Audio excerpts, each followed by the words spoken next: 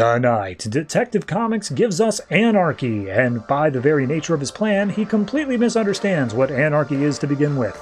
Lobo faces down against Superman, and it goes just about as well as you would expect.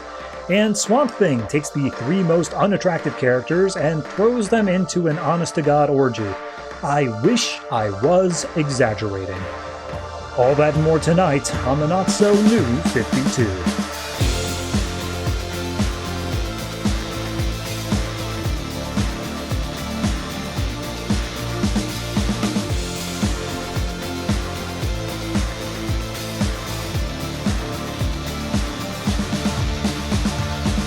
Hello, ladies and gentlemen, and welcome to episode 175 of the Not-So-New 52. I am your host, and welcome to the far-off year of 2015.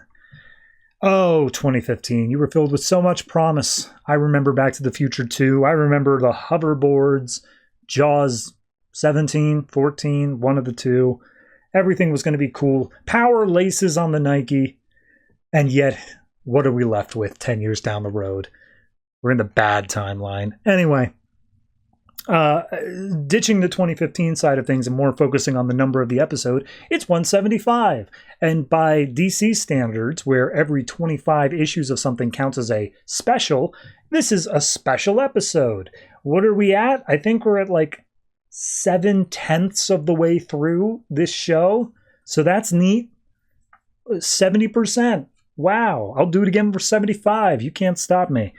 I really don't have much to say here at the beginning of this one. It's a very light week. It's a pretty normal week, all things considered. Thank you, DC. I do know, looking down my list here, that in about 3 weeks' time, DC's going to smack me with an episode harder than their continuity resets, but we'll get there when we get there. Beyond that, I guess I'll just tell you what's coming out this week. We have, in no particular order, Detective Comics, Action Comics, Green Lantern, Aquaman and the Others, Earth 2, Green Arrow, Justice League 3000, Lobo, Swamp Thing, and then our 3 weeklies, Batman Eternal, Future's End, and World's End.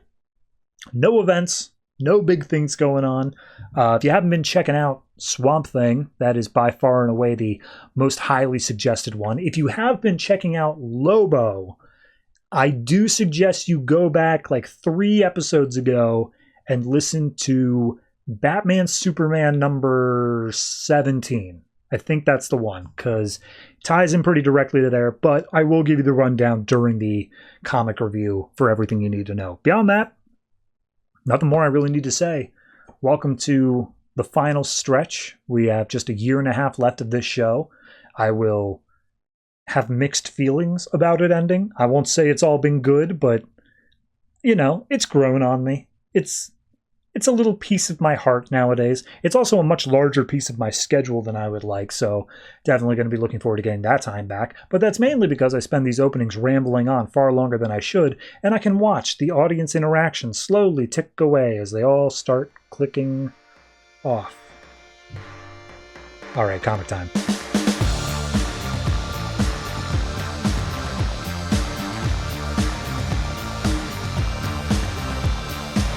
Detective Comics number 38, written by Francis Manapul and Brian Buccellato, art by Francis Manapul. So, last issue, Batman went to Wayne Enterprises to deal with a virus that was gonna blow up some stuff, and it seems that he failed, and all of Wayne Tower just exploded.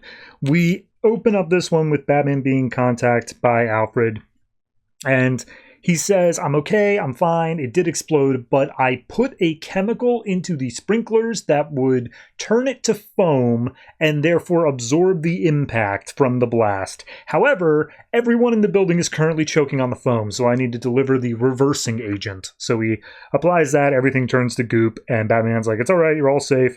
And one of the people says, this was Anarchy's opening act, but if that's the case, what's next? And we see that as the explosion happens in the background, Anarchy's got a camera that is broadcasting to every TV in Gotham, and his whole shtick is, hey everybody, I just pulled a Fight Club. I just wiped out all of the banking records and everything about your credit card debts and police records. Your whole identities have all been erased. And I have left a little Christmas wrapped gift outside of each of your doors. Inside is a mask. What you choose to do from here on out is up to you. You are able to start a new life for yourself, be whoever you want to be. We're all starting at zero. Make the most of it. And the mask symbolizes your freedom. So, anarchy begins here, and we see that the news is immediately reporting on this and just like, who is this anarchy and what does he want? We've got the congressman, or whatever, sorry, city councilman Sam Young here to talk about it. And Sam Young was obviously in the last issue. And he's like, look, I don't know who this anarchy is, but clearly he's representing a piece of the population that this city, and particularly Mayor Haiti, have failed. So if you're going to vote for mayor next time, maybe I'll be throwing my hat in the running. Who knows? So at that point, he starts walking off the set, and Bullock's there like, hey, wanted to talk to you about an old acquaintance of yours, Jeb Lester. And he's like, yeah, I don't really have time. I got to go. But Bullock passes off a bunch of pictures, and he shows that they are all of kids. And he's like, you really want to take a look at these? And he's like, oh, these pictures, the style that they're taken, I recognize them. They're taken by kids brought up in the foster system. I know this because I was brought up in the foster system. Now, if you'll excuse me. And so he makes his way out. And Detective Yip's like, well, that was a waste of time. And Bullock's like, no, we got what we needed. So we then cut to a strip club where Matches Malone has made his way in. And he's talking to one of the waitresses, and she's like, oh, man, Matches, you sure do look like a square nowadays. And he's like, me? Nah, baby, not at all. But can you tell me where to find my boy around? And it turns out he's looking for a kid named Money Spider. And this kid was a professional hacker. He managed to get his way into Wayne Enterprises, and he's sitting out on the back fire escape, and he's like, I don't do that anymore. I'm trying to play straight.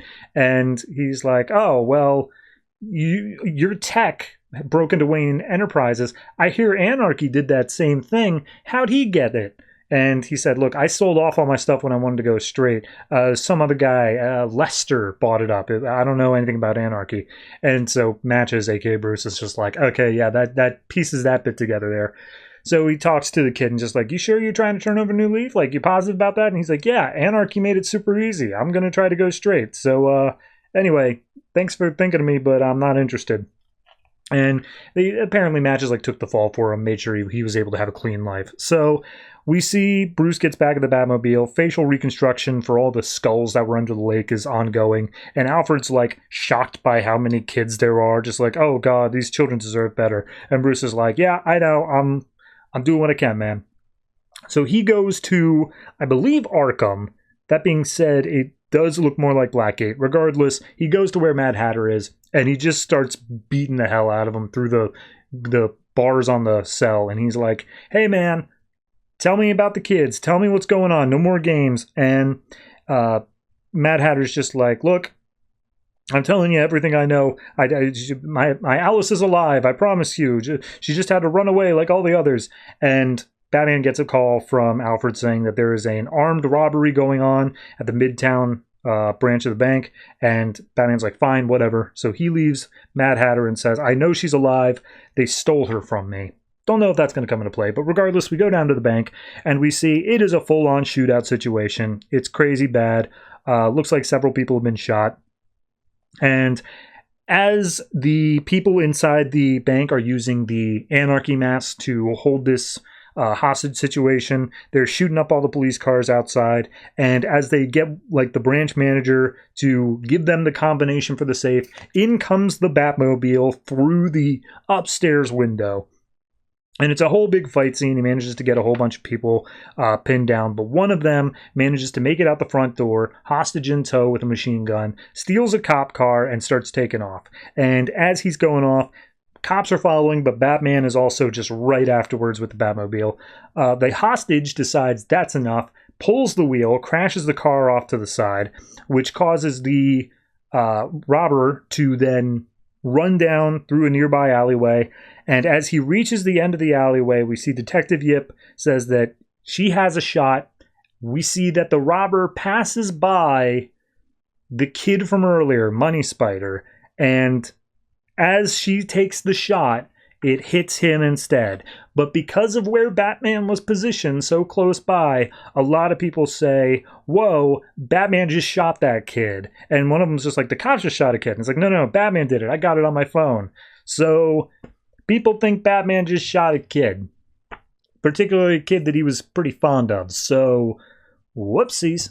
It's a solid issue. The art's done very well. Manapul always does good on that. I think that it gets a little bit better than last issue was, just because it actually says, here's anarchy, here's what he's doing. He's put his plan into motion. I'm fond of that because I think that the best part of this story is going to be the fallout of it happens. Okay, everyone goes back to zero. What does that mean? How do we explore that? So I'm down with this. I think it's an interesting story. Art style's great. It's nothing to really complain about. So I'm going to say this one is probably, I'll say it's an 8. I'll give it a flat 8, and I'll hope that it can only increase from here.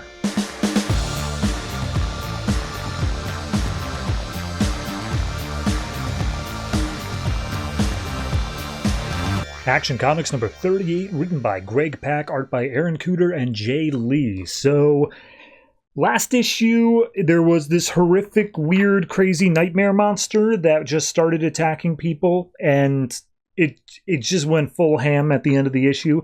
This one picks up with a dream/flashback sequence where we see Clark, after the field was set on fire earlier on, he's fighting a monster against it, and he's staring down this horrific looking beast. And as he's doing so, Lana is inside the school saying, hey, Clark's out there, we got to get out there. And as she goes to help Clark's yelling like, don't open the door, don't do it. And as she does so, she is engulfed in flames as Clark is attacked by the monster. And then present day, he wakes up and he's like, okay, that was a dream, right? That happened. No? I don't know. But all of a sudden he's coming to and he's like, wait a minute, there was a monster here. It was just like this one. And he pieces together that when Doomsday attacked Smallville, all the Smallvillians got some weird psychic powers. They blew open the portal and the monsters that surged out grabbed all their friends. And he's listening for their heartbeats, can't find anything. But then all of a sudden he hears a scream and it's definitely Lana. So he charges in. Turns out it's at the Kent farm and the house is on fire. Lana's pounding on the glass upstairs. He flies over, is immediately there, and something drags her down the hallway. And as he runs after her to go get her, it's like a nightmare where the hallway just gets longer and longer. He never reaches the end, and he sees Lana burning alive in the fire. And then all of a sudden, it's all gone. And he's like, okay, getting real tired of the nightmare sequence stuff. But then he hears a very zombified voice coming from downstairs, saying, come on here, Clark, we're waiting. And as he steps his way into the kitchen, inside is Zombie, Martha, and John Kent. And immediately Superman's pissed off. He's like, my parents died when I was 17. How dare you dig them up and play with them like puppets? And they're doing all the stuff. Like, they're like sipping coffees, like talking like them, doing all that. And Superman's like, nah, man, you can't fool me. You're not scaring me. But then all of a sudden, Zombie Martha, like, tilts her head a certain way and speaks with a certain inflection, and he's like, oh my god, that's exactly like she used to do it. How did you know that? So at that point, the zombie parents like really chime in on some insecurities, and they're like, we picked you up, but like, you know how there's a sparrow's nest and then a cuckoo bird can like, its whole thing is that it gets in and it takes over the nest and it pushes out all the other babies, and it's like, that's you. That's what you're doing. You came in here and we responded with paternal and maternal instincts, but like, you were always just coming around here, messing everything up. Everyone around you dies, Clark. It's always your fault. You're always in the middle of it. You know, we never spoke in whispers even around you. We passed notes to make sure that you couldn't hear us when we talked about how scared of you we were. And Superman's like, these are all lies. None of this is true. Stop it. And we get to see that as these lies continue, as it starts to affect Superman, the beast, whatever this is, this creature, slowly appears behind Martha and John. And he's like, I can see it.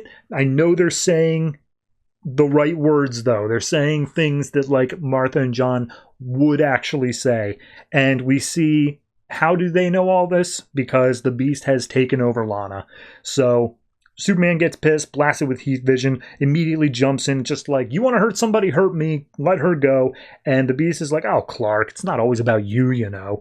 And immediately the beast starts fading out along with Lana. The corpses of the parents just fall to the floor, and Clark gets so pissed off that he just blasts his heat vision through the roof and carries out the bodies from the flames. Meanwhile, standing nearby is Hero and Steel along with a bunch of kids, and they're just like, hey, it's okay, everybody. Look, it's Superman. And they're like, okay, well, Superman doesn't look okay. And it's like, Superman's fine. Don't worry about that. So as they go up to the place on the barn, Steel's like, hey, Superman, where's Lana? And Superman just, he thinks to say like, oh, she's in hell. This is the worst, but he doesn't say that, and they come up with a plan. They're both freaking the hell out, but they don't let it show, and Hero's doing his best to try to like calm down the kids, and as he's doing so, he looks at the back of one of their necks, and he sees these weird little tentacles start to slither out, and all of a sudden, all of the kids have these weird little tentacles attached to their backs, and Superman's like, oh my god, it's growing. He goes to help. Steel stops him. He's like, Superman, we got him too. They're sitting on the back of our necks. We need to figure out what's going on. So Steel tries to rip his off. He squishes it in his hand, and it causes such an intense electrical shock to him that it nearly kills him. So we see that the Smallvillians come out and just like, yeah, once those things are attached, they're trouble getting off. But don't worry, Superman, no more psychic attacks. We're all on the same side here as long as you don't try to fight against us. And he's like, you know, I'd be happy to listen if it weren't for the fact that you guys opened up portal and let out all these monsters. So who are you really? And he's like, we're the Smallville guys. Like, when we went into a coma back during that whole story arc of Super Doom, we woke up with powers. We had these powers when we came back, and we didn't tell anybody because we saw the way the world treated you immediately afterwards, and we're like, we don't want to be poked and prodded, so we just let it be. However, we didn't let the monsters out. We were the only thing keeping it in. When Doomsday opened up the cracks of the Phantom Zone, that stuff started pouring out. We used our powers to keep it all in. And we used the mist to keep them contained. Nothing can exit once it's inside. That's the whole thing. However, because you showed up and started being such a distraction, we stopped being able to control it, and we started letting these things out more than it's happening. So good news and bad news. We can calm down. We can focus on this. If we calm down, they'll starve because they feed off of fear. They try to make you afraid to feed off of that. Also, we're getting our strength back. We can close the portal, which means we just got to kill all the stuff that already came through. And luckily, it's all in the first stage, because if it gets to the second stage, we're kind of screwed. And then this little kid comes up and just like, hey, you're telling us all not to fear. It's not nice to lie. And he he attacks one of the women, one of the Smallvillians. And it turns out this is one that's becoming second stage. And the tentacles start coming out everywhere. It attacks Hero. Superman comes up and says, hey, buddy, I need you to calm down. He's like, why? You're scared too. He's like, right, but we can be brave together. Let's go ahead and do that. And he's like, but I like being scared. And we see Steel is also starting to get impacted by the second stage. And he basically argues, look, Clark, you can do your best to keep everybody safe. But the fact of the matter is, and this is where Lana starts coming in, you couldn't save my parents. You couldn't save your parents. At the end of the day, you can't save anything for that long. We still have to live in fear. But the difference with this thing is that it makes the fear feel okay. So why not just give into that? You know, just make it feel good. And, you know, you're a bit harder to get to as Superman, but just let us in. And on the final page, we see, you know, the full extent of the beast. It's this horrific looking eldritch creature where Lana is wrapped up in a whole bunch of the different like tentacles and stuff like that. And she's just saying like, oh, it can make it feel good. Just let them in, Clark, let them in. So that's deeply messed up. I really like the horror aesthetic of this. I really like the way that it just makes everything creepy. The whole bit in the Kent farmhouse is all black and white except for the red of Superman's heat vision. It does a great job of just making it this unsettling, unnerving feel to it. And then add on top of it the, you know, kids being taken over by this horrific eldritch beast. It's a solid horror story. I think it's doing a great job at that. The only thing that's throwing me a little bit for here is that it does still have to tie into continuity, and I really wanted to get away from the whole thing of like, oh, that's Super Doom, it gave us powers and da-da-da. Like, fine. If you have to, you have to, and it's a fine enough like jumping in point to say why they have these powers, but like, I kind of just wanted that to be its own thing, and now we move on from it. That's my own personal stuff, just because that event went on a little bit too many different sidetracks, and this was by far the one that I was least interested in. Of all the small villains went comatose, and now they have superpowers, because that's just everything. Everybody who wakes up from a coma has superpowers. So yeah, beyond that, that's the only thing. The horror atmosphere is really top tier, though. I'm going to say this is a 7.5, and look forward to the next one.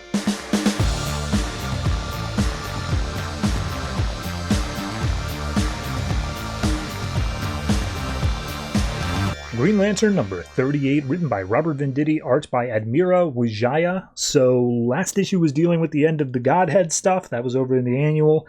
And this issue is basically, hey, the Guardians are back. We've put them back in charge, and they have some words for Hal. So we open up the issue with the Guardians talking to Hal, basically saying, look, we recognize you've done some good stuff. You have literally handled the last 3 crossover events all on your own. Super cool, super chill, loving it. However, you also have, like, blown up Oa and just put Black Hand in the middle of one of your plans. Like, that ain't cool, man. So we gotta deliberate, and we're gonna talk about you and figure out where we're going from here. But for now, take a leave. Go back home. So Hal goes back home. As he approaches Earth, he's stopped by Guy Gardner, Red Lantern, who's like, hey man, maybe you forgot. You traded me this sector. I get to control it now. And he's like, nah, I'm a civilian. I'm just going down to Earth, and I promised you I'm only Green Lantern as I'm going in and out. And Guy's like, all right, I can respect that, but you got to give me your ring. And he's like, no. And Guy's like, fair enough. Bye. So he flies off. And Hal makes his way down to an old pilot's bar called Poncho's. And I don't know if this is a character from history or whatnot, but we see Poncho is a woman who gives Hal beer, saying, hey, haven't seen you in here in a while, like, what's going on? And he's like, oh, it's been a while, I'm glad nothing's changed here, though, happy to see it. And he gets a big old pint of beer, and as he starts downing it, we hear a voice from behind saying, did someone say beer? I'll take one. And wouldn't you know it, it's Guy, who's also in his civvies, coming in. And Hal's like, hey man, what are you doing here? I kind of didn't want this to be a thing. And he's like, oh, well, you know, drinking alone is stupid, so come on in. So we see immediately Guy's not welcomed by Poncho or Hal, just like, this is a pilot's bar, you shouldn't be here. But Guy, being the stubborn ass he is, it's just like, oh, well, keep him coming, I'll keep paying for him. And Hal's just like, hey man, seriously? I'm on vacation, can we, like, not? And Guy's immediately just like, hey, I'm on vacation too. I have Simon Baz covering all my work.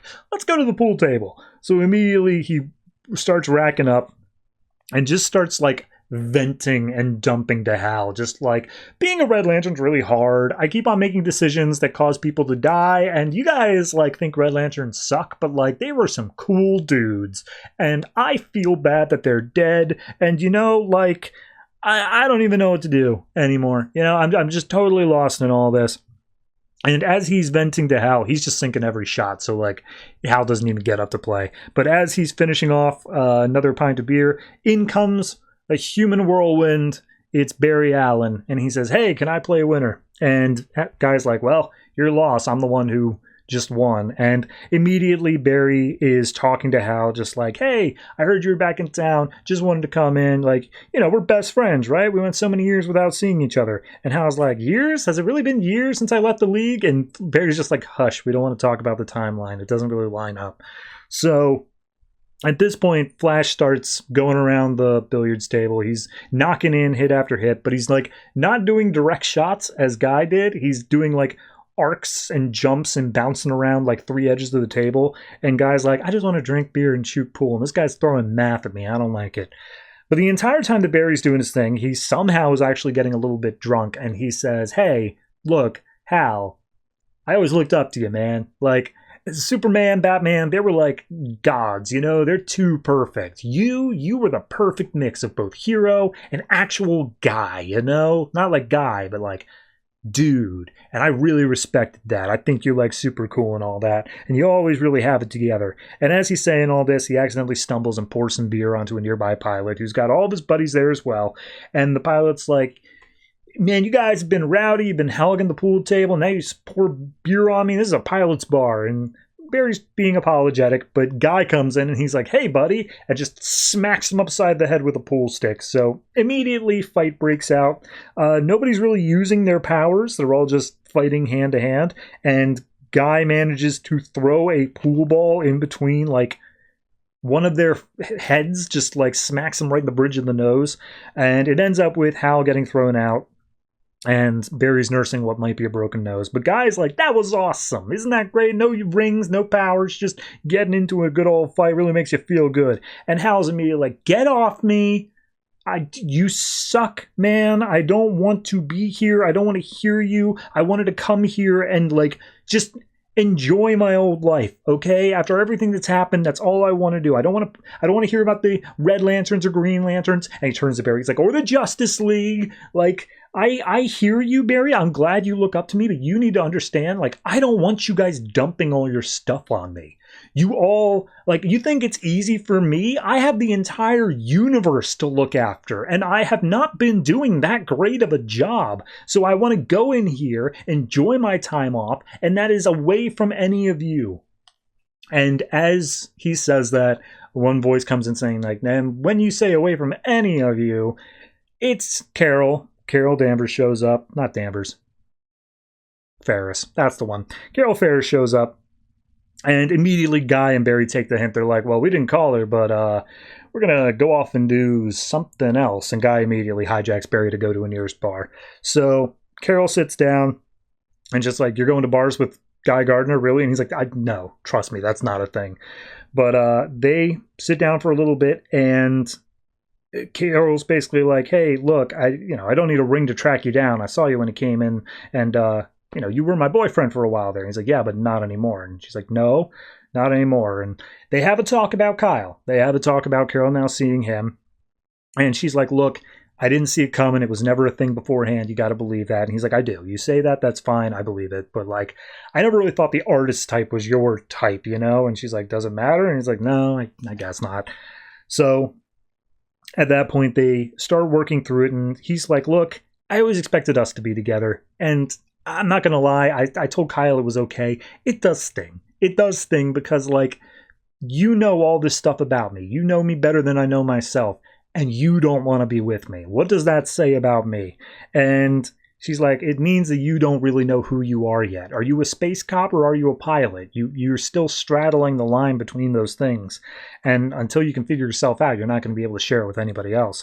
So at that point, she's like, look, I'm glad that it still stings, because if it didn't, that means that you never loved me at all. And he's like, of course I loved you. I still do. But like, if I can't have you, as screwed up as this, I just want you to be happy. So I'm happy that you're happy with Kyle. And she's like, I really am. And as he's like mopily starts to walk away, she grabs his hand and says, he's like, look, I want to believe there's still a chance for us. And she says, I know, I want that too. And then she turns to Star Sapphire and says, like, but you got to keep on searching. You'll find yourself. So she flies off. And yeah, that's the end of the issue. So first half's a little bit for me. I get what they were going for. I like the idea that he wants to come down here, just like relax, enjoy himself. But then he keeps on getting like the superhero stuff dumped on him. My only critique with that is I think back to the beginning, not of this run, but of like beginning of New 52, where he hated being a normal guy. He absolutely hated not having the Green Lantern ring anymore. And he like desperately wanted it back constantly. I don't feel like there was enough in the in-between, especially since like the last arc, to show me that he wanted that break. I think that this issue should have like spent 2 pages to just say, okay, after everything that's happened, now I've been through the grinder. I want to step away for a minute. I just haven't gotten that from that. Beyond that, everything else was fine. I like the voices for Guy. Barry's a bit weird because he's getting drunk and just telling Hal how cool he is. It works for what's needed, but it does feel off for Barry. And then Carol coming down also works there. So all in all, I still think this one is probably a solid 7 for me. It's just missing a little bit of that extra. I don't believe Hal getting to where he is at now. So like 1 extra page would have fixed that.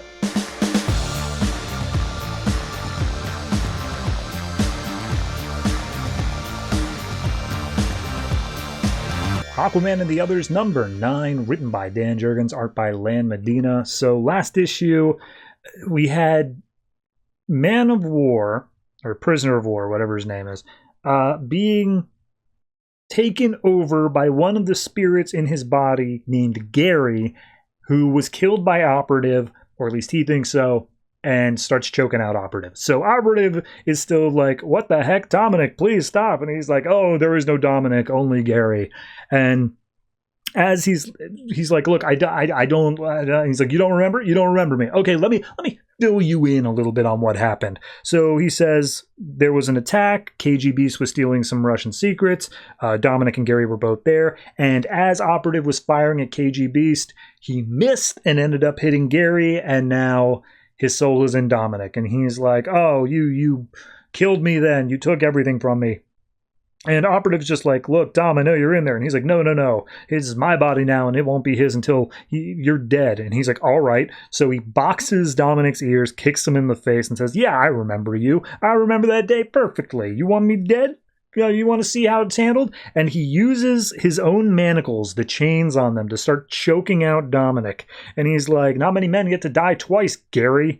So as he's choking, in comes Yawara, who knocks away Operative enough to let Gary get away. And Operative pulls out a gun, ready to shoot him, just like, that isn't Dominic. And she takes the gun and says, yes, it is. There's clearly just something wrong with him, and he doesn't need a bullet in his head. And he watches as Gary runs away in Dominic's body, and he's like, all right, fair enough. We'll go deal with him later. Right now we got to deal with the whole missile crisis thing. Because in case you've forgotten, this group called Mayhem has control of a bunch of nuclear warheads in space. So Yawara's like, you are so cold and calculating. I absolutely hate it. And he's like, well, the whole rest of the world's going to be in danger if we don't do this. I think that's a bit more important than our friend having a mental health crisis. She's like, fair enough, but still. So we then go over to, I don't know, some mountains randomly where Gary's making his way across. And he sees KG Beast and, oh God, what was the name? RKBV Victor? Something like that? I don't know. Some other Soviet dude. And he comes up and he's like, oh, Anatoly, you're here. And immediately KGB is like, you claim to be Gary, but you definitely are not Gary, so give me one reason not to kill you. And he's like, wait, hold on, look into my eyes. And he's like, nah, dude, Gary's dead. We saw him die. That happened. And he's like, right, his soul lives on, and it's me. Look into my eyes, KG Beast. Real up close like.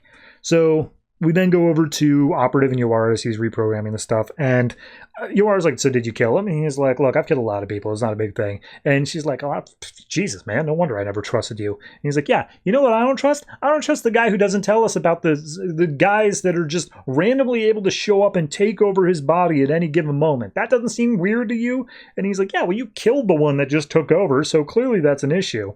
And yeah, he's like, don't take that at face value. So we then go over to KG Beast again. And the other guy's saying, like, kill him now. And KG Beast is like, hold on, let me see this. And he looks into his eyes and he's like, oh my God, it actually is you, Gary. Crazy, my old friend. How's it going? And he's like, look, it's a whole thing. I have no idea what ended up happening, but my soul's inside this other dude, so that's nice. And KGB vouches for Gary, saying how he was the getaway for that embassy job, for that thing that Operative showed up at. If anything happened, Gary would be the thing that allowed it to still go off without a hitch.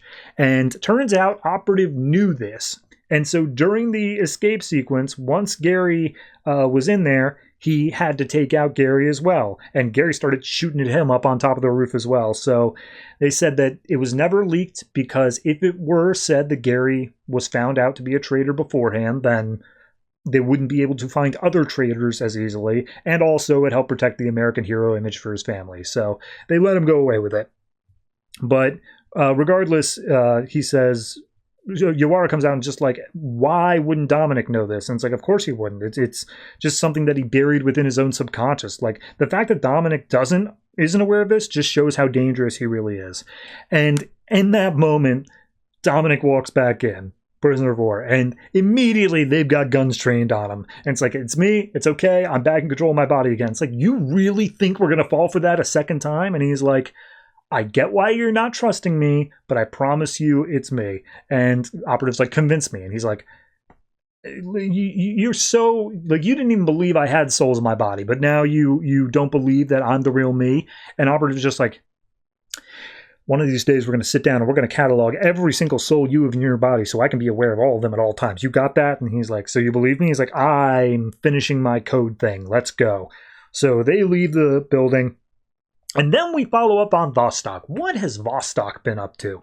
So he's on the moon, and he goes over to a computer that has the Vostok file in a little CD case next to it. And he puts it in, and there's this scientist lady who says, okay, Soviet Russia, we're building the perfect cosmonaut, but we don't know what's going to build the best mental profile. So we built 4 identical clones and raised them in different conditions. We have the alpha one who was raised in the lap of luxury, never wanted for anything, but he didn't have the edge that was needed. We've got the beta one that grew up on a farm with wheat fields, but he didn't know enough about technology. We got Delta, who was raised in total isolation, and he never saw another human being for his entire life, but he didn't have the emotional needs. And then we have Omega. And we put Omega into an abusive, broken home, so he would grow up in, like, the worst possible conditions, so space would seem like a release. And that one seemingly had a bit more promise. But once the boys hit their teenage years, Omega got really, really cruel and angry and a lot of problems. So we decided, all right, let's take him out of the broken home, and we're going to push him to his limits even further by killing his parents and putting him in the worst foster home Russia has to offer. And we see Vostok is crying as he hears this, and he punches the giant screen as the lady talks, saying like, Dr. Varzakov feels that this will sharpen an already sharp knife. And we see the KG Beast, and I think it's Cheshire, comes in from behind and is like, you're the Omega. We all know you're the Omega. That's you. And, like, you have every reason to hate your childhood. But consider this. The Americans, all of their cool heroes and stuff like that either came from the lap of luxury or from outer space. Russia built you to be the best. Don't you want to make their sacrifice worth it? Everything you went through. And KGB is basically like, look, we are poised to get back to the old ways. You can have the fame and glory that you should have had all those years ago. And Vostok just kind of looks off to the side, considering it. So we then see Yawara and Operative and all them come back onto the boat where Aquaman, Mera, and what's-her-name are hanging out. And she has a vision, or she says, like, look, I know we're all kind of a little bit worried about Vostok, but he's still a lost soul. Maybe we shouldn't worry about him so much. So Aquaman says, all right, it's been a long day. Let's everyone get back to their sleep things. We'll work on it tomorrow. And we see that on the onboard computer, in walks Dominic, prisoner of war, and he starts pressing buttons, and a voice from behind saying, like, I knew it was still you, Gary. And we see prisoner pulls trigger on a gun. It was actually Yawara who was saying it. I knew it was you. And so he shoots her, picks her up, throws her off the edge of the boat, and we see back on the moon the Soviet group Mayhem is like, well, Gary did his job. We got the launch codes coming in. Let's target their boat and knock them off the map. So I'm sure there's a level of duplicity here that will be revealed. I swear to God, though, if it is actually just Gary again, and they literally did the same plan twice of saying, like, it's me, I promise, I'm Dominic again, and he just gets away with it both times, I'm going to throw this book. Yeah, beyond that, it's all right. I like the Vostok background because it does give a little bit more on why the personalities are so different and why they have like different sets of memories, that they were literally different from birth. I think that's good. It doesn't answer like a couple of different things as to like why was it that they were still planning on being cosmonauts even up until adulthood. I mean, I guess if the original Vostok was the one that was in isolation, that one was the one saying that, like, oh, you know, he was the closer. He was the one that would be, like, better off. But I couldn't tell you which one was the original Vostok. So, yeah, it's a good issue. It's fine. I think, yeah, I just think there's a lot of stuff that I want to see realized in this that I'm a little bit worried that we're not going to get. So here's hoping. But for now, I think this one is going to be It's just a flat 7. It's feeling that way for me.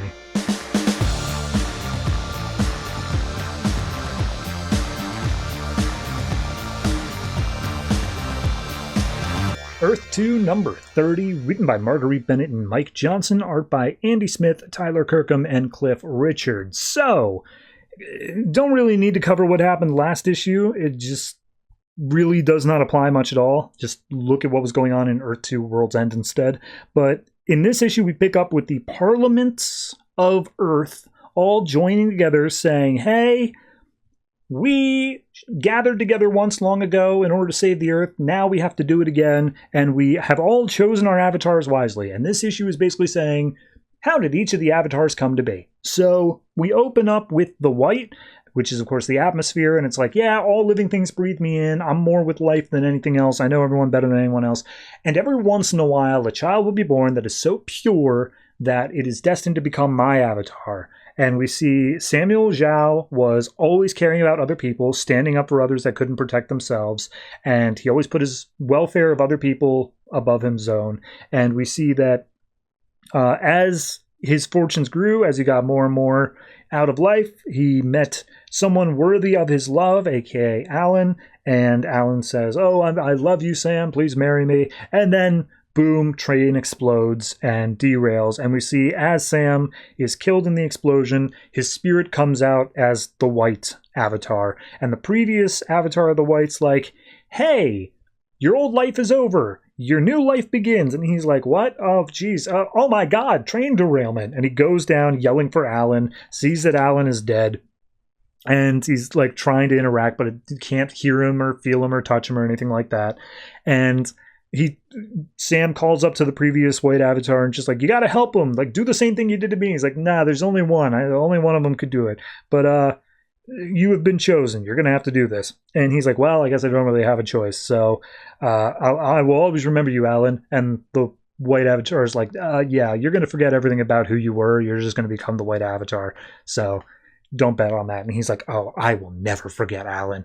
I accept. And as it's about to take him away, saying like, you have to be ready when Earth comes to need your defense. He's like, all right, just let me say goodbye. And he plants a kiss on Alan, says how we will always love him. And then the green avatar or the green parliament member chimes in saying like, and that's what I picked Alan Scott, because why not? So then we go over to eons earlier in Atlantis to see how did the blue come to be. So a giant eyeball representing some god of the sea or something has forsaken Atlantis, and it starts attacking all of Atlantis. Everyone's freaking out about it. And we see this young woman who gets named later on. Some priest is just like, if the gods have forsaken us, then I'm going to go out and find a new god. And so she dives deep, deep into the lower pits of Atlantis and says, oh, most ancient, rise up and be our god, save our people. And we see this giant snake creature thing starts writhing about saying like, I hear you and I answer. And she calls it Azathoth. So Azathoth comes up, immediately starts attacking the giant vortex eye thing, and just literally swallows it whole, just bites it and it's gone. And all the people down in Atlantis start praying, and they're just like, oh, our new god, we worship you. And he's like, I am the emperor and ancestor to gods, but if you want to make me a god, give me some sacrifices. And he just starts eating a bunch of Atlanteans and like swallowing them all up. And then the blue shows up, the Parliament of the Blue, and turns out that the priestess, her name is Chanya, was the one who summoned the blue and said, hey, I like this one. Azathoth, you will become the newest avatar of the blue. And Azathoth's like, you do understand that is a demotion for me, right? I am literally older than death itself, and you are the Parliament of Life, so like, clearly I would be better than you. And he's like, that may be so, but you don't have a choice. And so he binds him up in these blue chains and drags him down and says like, look, willing or unwilling, when I need you, you're going to come running. Got it?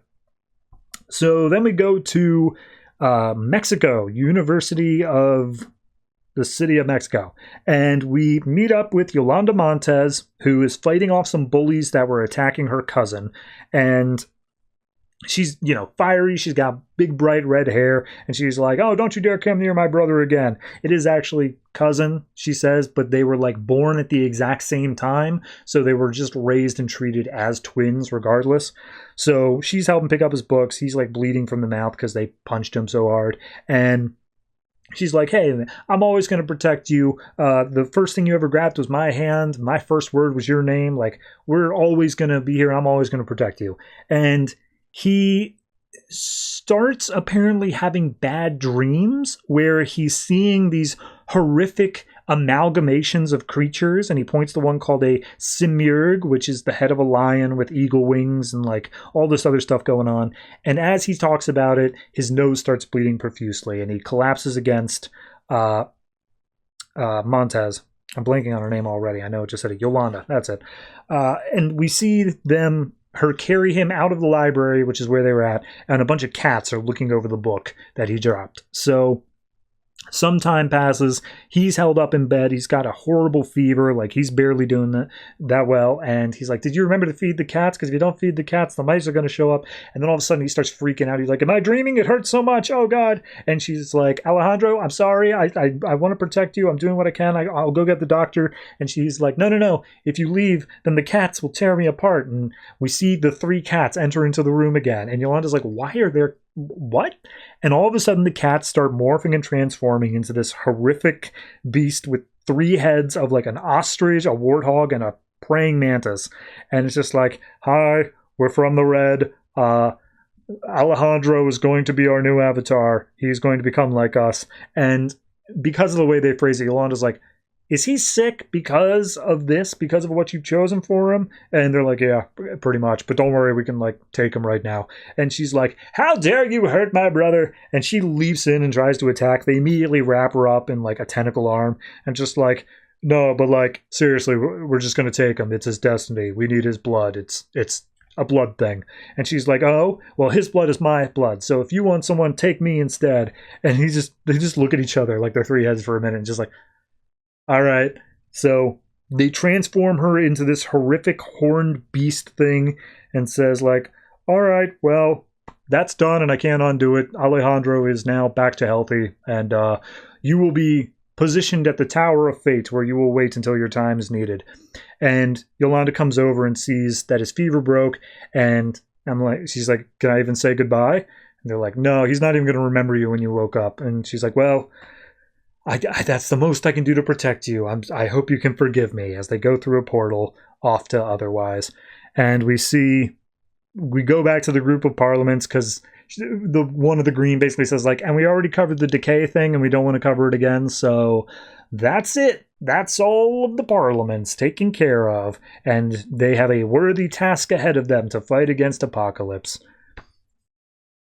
I vaguely remember an issue or 2 in this book where there was a giant demon thing in the Tower of Fate. And I think they're retconning that to be Yolanda, to be the Avatar of the Red. Maybe I missed that. Maybe that was said earlier on, but yeah, no, that's weird. Beyond that, I mean, it's literally just an anthology story. Look, I can say this over and over again with every passing issue. Earth 2, the book, has become subservient to Earth 2 World's End, the book. It is just filling in backstory, whereas the main story is happening over there. Does that make it badly written? No, but it does make it inconsequential. It does make it tie-in material. So, is it bad? No, it's fine enough. I think it's a fine enough bunch of stories all strung together here, but like, should you spend money on it? Only if you're enjoying Earth 2 World's End. Because this adds barely anything to it and cannot stand on its own regardless. So overall, I'm going to say 6.5. It's all right. It's not in good or even great standards. It's just fine. But I really hope that I think there's only, let's see, this was 30. There's only 2 more issues of the book left. And then, yes, we go over to Convergence and then Earth 2 Society. But regardless, this book is going to go out on such a whimper. And it's so disappointing.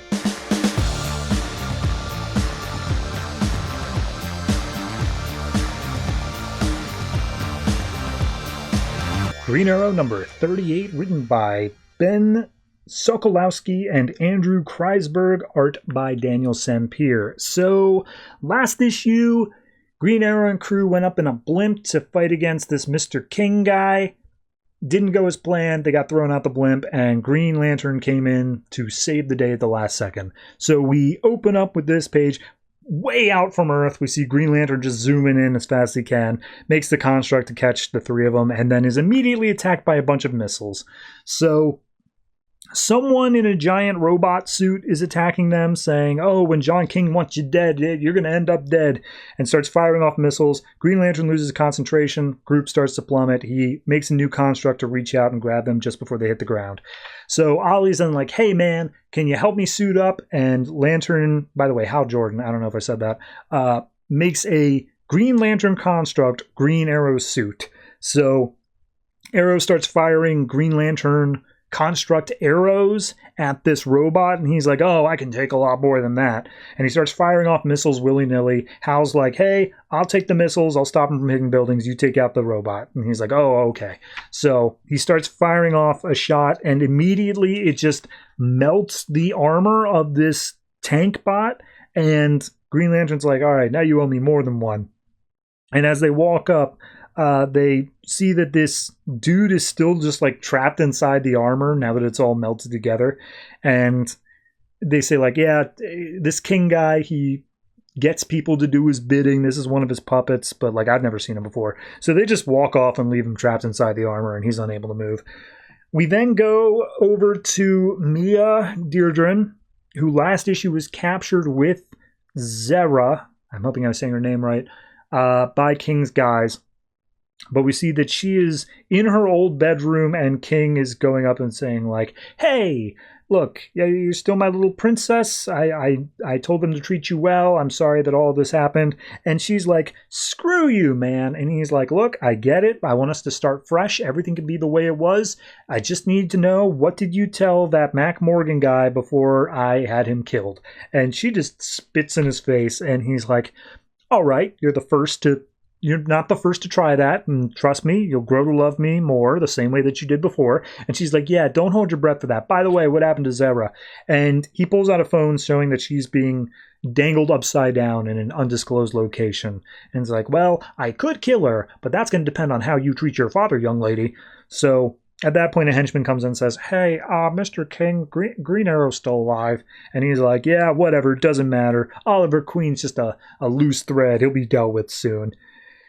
So then we go over to the Seattle hospital, and there's a dude on there who's in critical condition, like he's on all sorts of tubes and stuff, and we meet back up with Dr. Cross, who helped out Green Arrow earlier.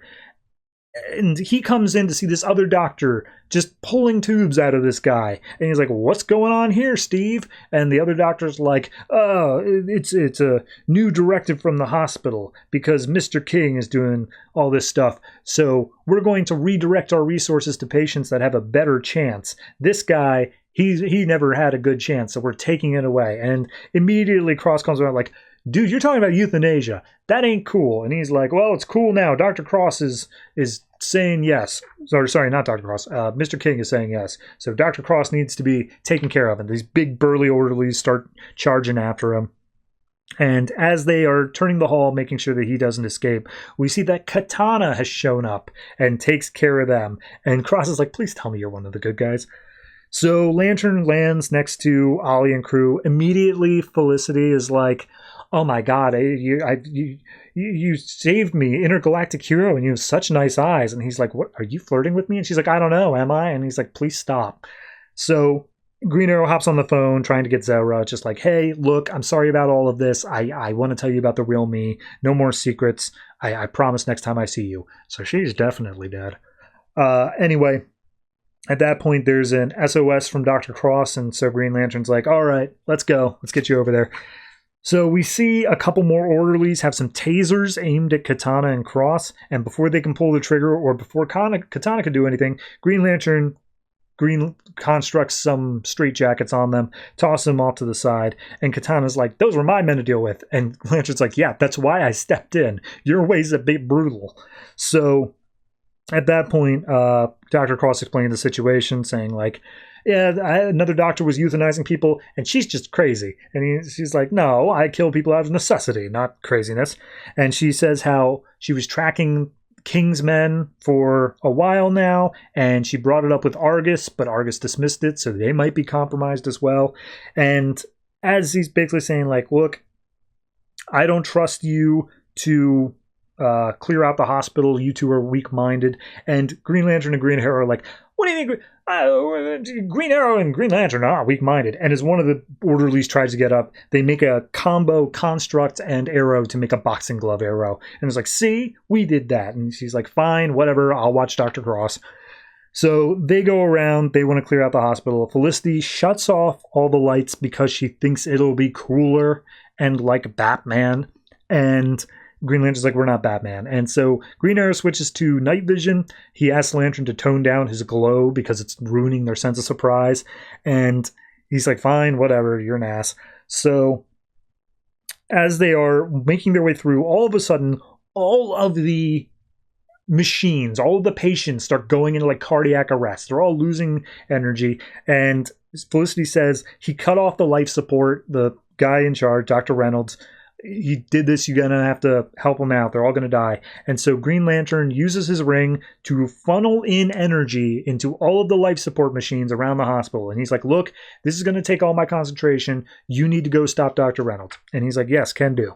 So we see him make his way through various rooms. He starts taking out guys until finally he makes his way into the main server IT room or whatever and starts back up the life support. So as they do that, Felicity's like, hey, we just saved a bunch of people.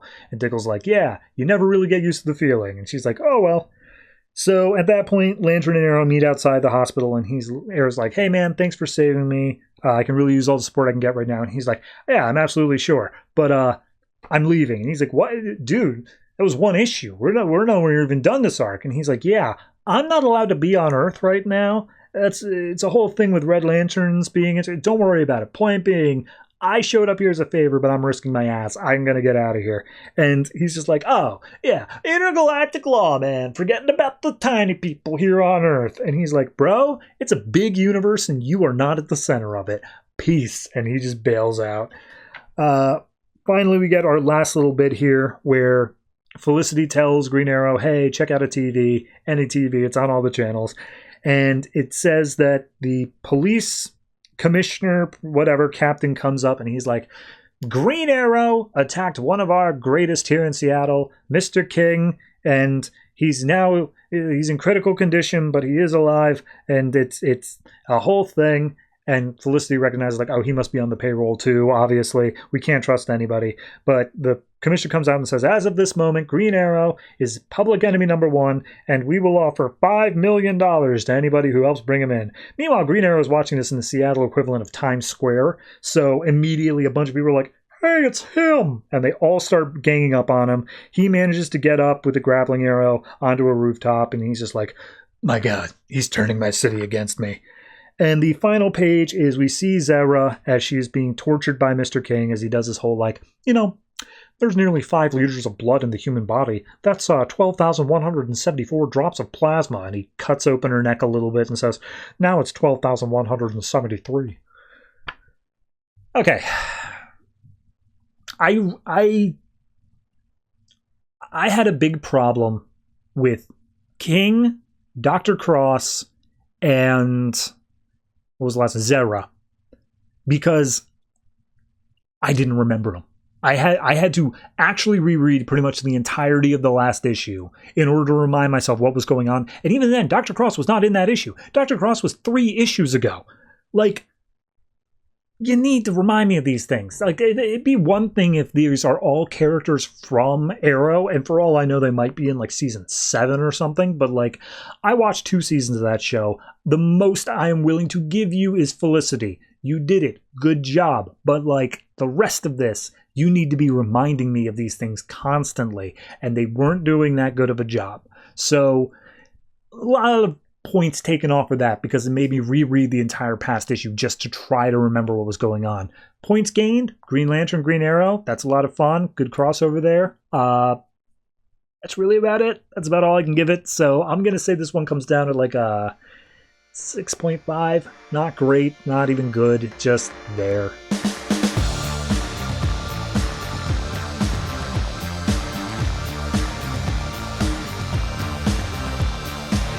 Justice League 3000, number 13, written by Keith Giffen and J.M. DeMatteis, art by Howard Porter. So last issue, Booster Gold Blue Beetle in the future doing stuff. They got cryogenically frozen, and now they are trying to find Blue Beetle's gear, but then there's some other dude who's wearing his shirt calling himself Blue Beetle, and he's running around in the Beetle-mobile. Anyway, this issue barely has anything to do with that. So we see them also being attacked by giant mutant rats. That was also a thing going on. Booster falls down a pit full of them as Ted tries to fight against this new Blue Beetle guy. And so he leaps up and he punches the glass out of the front of it, causing the new Blue Beetle to go flying backwards, and he is like, oh, you're a lousy imposter, I'm the real Blue Beetle. And he's like, yeah, all right, sure. Meanwhile, Booster's still being attacked by giant mutated rats, just saying, like, if I get rabies, I swear to God, I'm gonna bite Ted.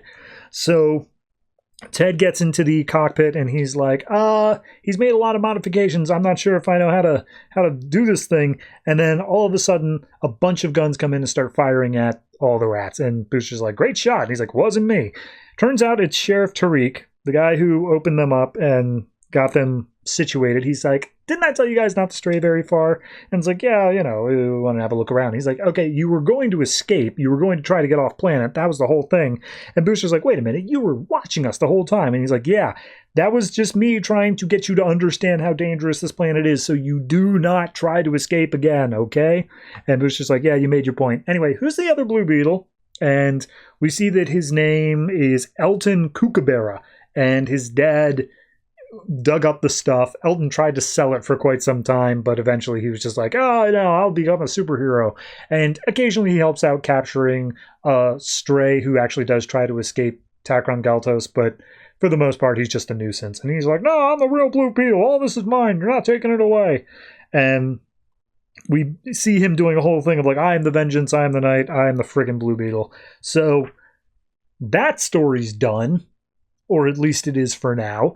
And we cut over to Camelot 9, where the Justice League is, setting up base. And we see that Ariel has told Flash to go set up the training center in the monitor room. And she was gone for like 3 minutes, and then apparently she's done. So Ariel's like, okay, well, take a break while I do this. And she's like, I can't take a break. My mind's just going crazy. I haven't slept since I got here. Everything's going crazy. And Ariel's like, okay, you're readjusting to Flash's DNA, but like, you need to cool it off and get away from me. And she's just like, oh, but I'm trying so hard, I can't cool off. And so she's like, okay, you know what? Wonder Woman is off fighting against the demon army of Etrigan. Why don't you go check on her? And immediately she just takes off, goes bolting out there. And as she zooms her way through town, the townspeople are like, oh gosh, these fast people, these superheroes and newcomers.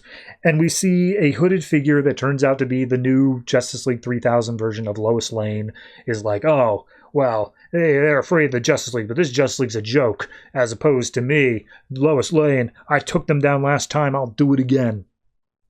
So we cut over to Wonder Woman, who is having dinner with some of Arthur's men, and they're like, you are a lady. And she's like, no, I'm not. I'm as far from a lady as you can get. It's like, no, but you are all woman where it counts. And he's like, sorry, I'm a little bit forward. And she's like, oh, no, I've seen you fight out there. You have every right to be forward with me. And he's like, oh, all right, cool.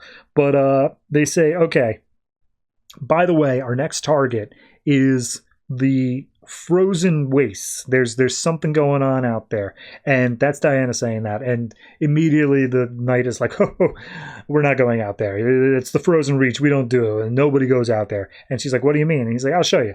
So they walk out there and saying, okay, there is this fortress out there. And inside is an ice goddess that was imprisoned there by Etrigan God knows how long ago. It's been forever. And she might be willing to help us out. However, if she doesn't take kindly to us, she might kill us all. So we are a little bit out of standstill as to whether or not we can go in and like get her help. And in comes Terry the Flash, and she's just like, hey, Diana, came in, wanted to see if I could help. And the Knights are ready to attack like Speed Demon. She's like, Speed Demon? No, I'm just a normal person. It's like, oh, well, that's good. The Speed Demons are very dangerous and scary. So Diana is like, hey, or I say Diana, it's Wonder Woman. She's not actually Diana. Regardless, Wonder Woman is like, hey, Terry, you're talking a whole lot and you're being really annoying. I'm guessing Ariel just wanted you out of her hair. And she's like, no, she wanted me to check on you, but she did say to do it very quickly. So she looks off at the frozen castle off on the side and she's like, ooh, what's that? And Wonder Woman's like, actually, you know what? You might be perfect for that. There's someone inside. We want to see whether or not she's cool. Why don't you run in, take a look around, and then come out and tell us what's up? And she's like, what? Who's in there? It's like an ice goddess. And don't worry, she's only killed a bunch of people. It's like, I'm not sure I'm ready for that. And she's like, no, you have intelligence and power. There's nothing you can't do. So she runs in, and immediately the Knight with Wonder Woman's like, you didn't mean a word of that, did you? And she's like, I meant some of it. So at that point, we cut back to the main castle, and Superman is chewing out Ariel, saying, like, you sent her where? She's still in training. She can't handle any of that. And Ariel's like, what? She's with Diana. It shouldn't be a big deal. And it's like, yeah, and clearly she's the epitome of cautiousness. We have to go save her. We got to go now. And so Superman leaps out the window, going up and away, but he forgot he couldn't fly, so he just falls down to the ground. We then cut inside of the ice fortress, which is filled up with a bunch of Etrigan's demons, all turned to ice and frozen solid. But as Terry makes her way through the castle some more, she also sees King Arthur's men, and she's like, wait a minute, what is this place? And as she reaches the center throne room, sitting up on the throne is a icy blue figure whose head is fully encased in ice. And it's like, oh man, this must be the goddess. It's too bad she's dead. I wonder what she could say if she were alive. And then all of a sudden the ice starts cracking, and she's like, she'd tell you to shut up because I'm trying to nap here. And it's like, oh, hey, you're not dead? And it's like, no, I'm immortal. How else would I have lived all these years? What are you doing in my castle? And Terry kind of like freezes up a little bit, pun intended.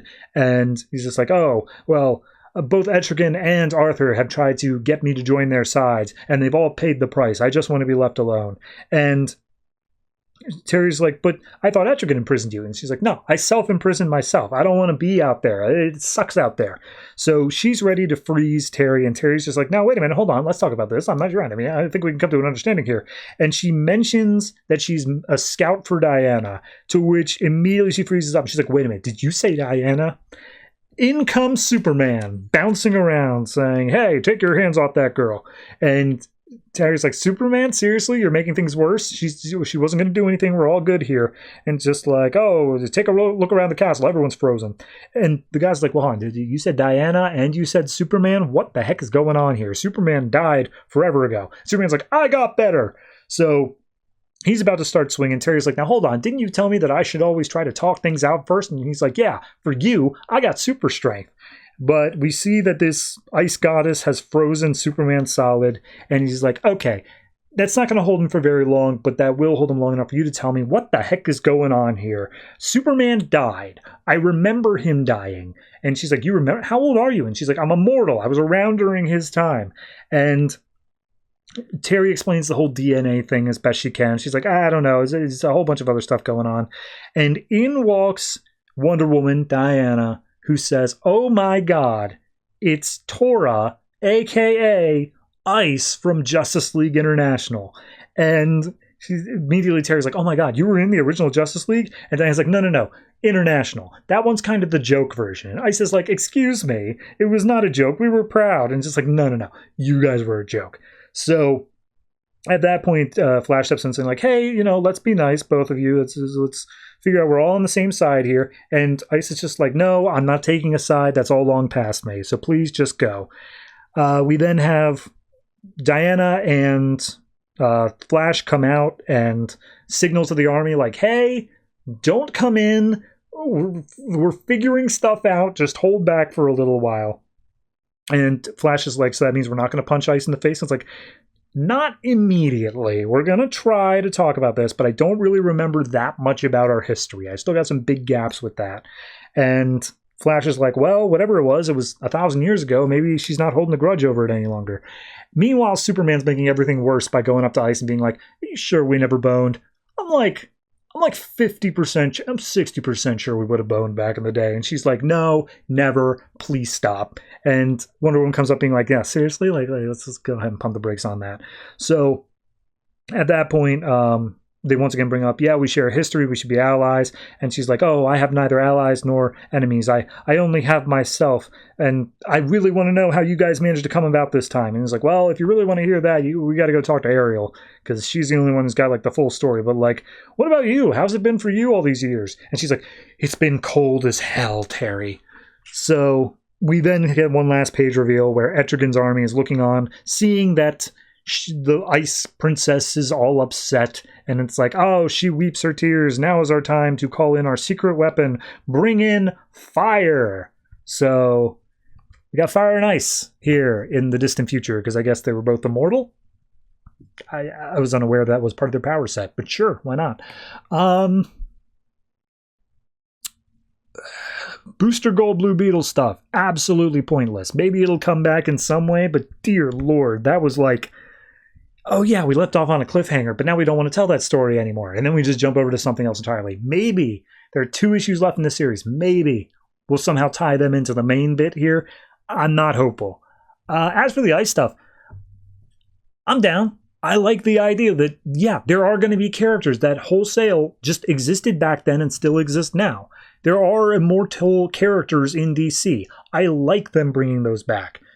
It makes sense. I think Ice is a bit weird because I wouldn't think of her as immortal, but sure, run with it.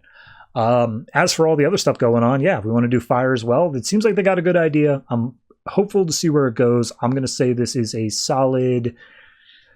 I'd give it a 7.5 if it weren't for the Booster Gold stuff at the beginning that just feels so out of place. So I'm giving it a flat 7.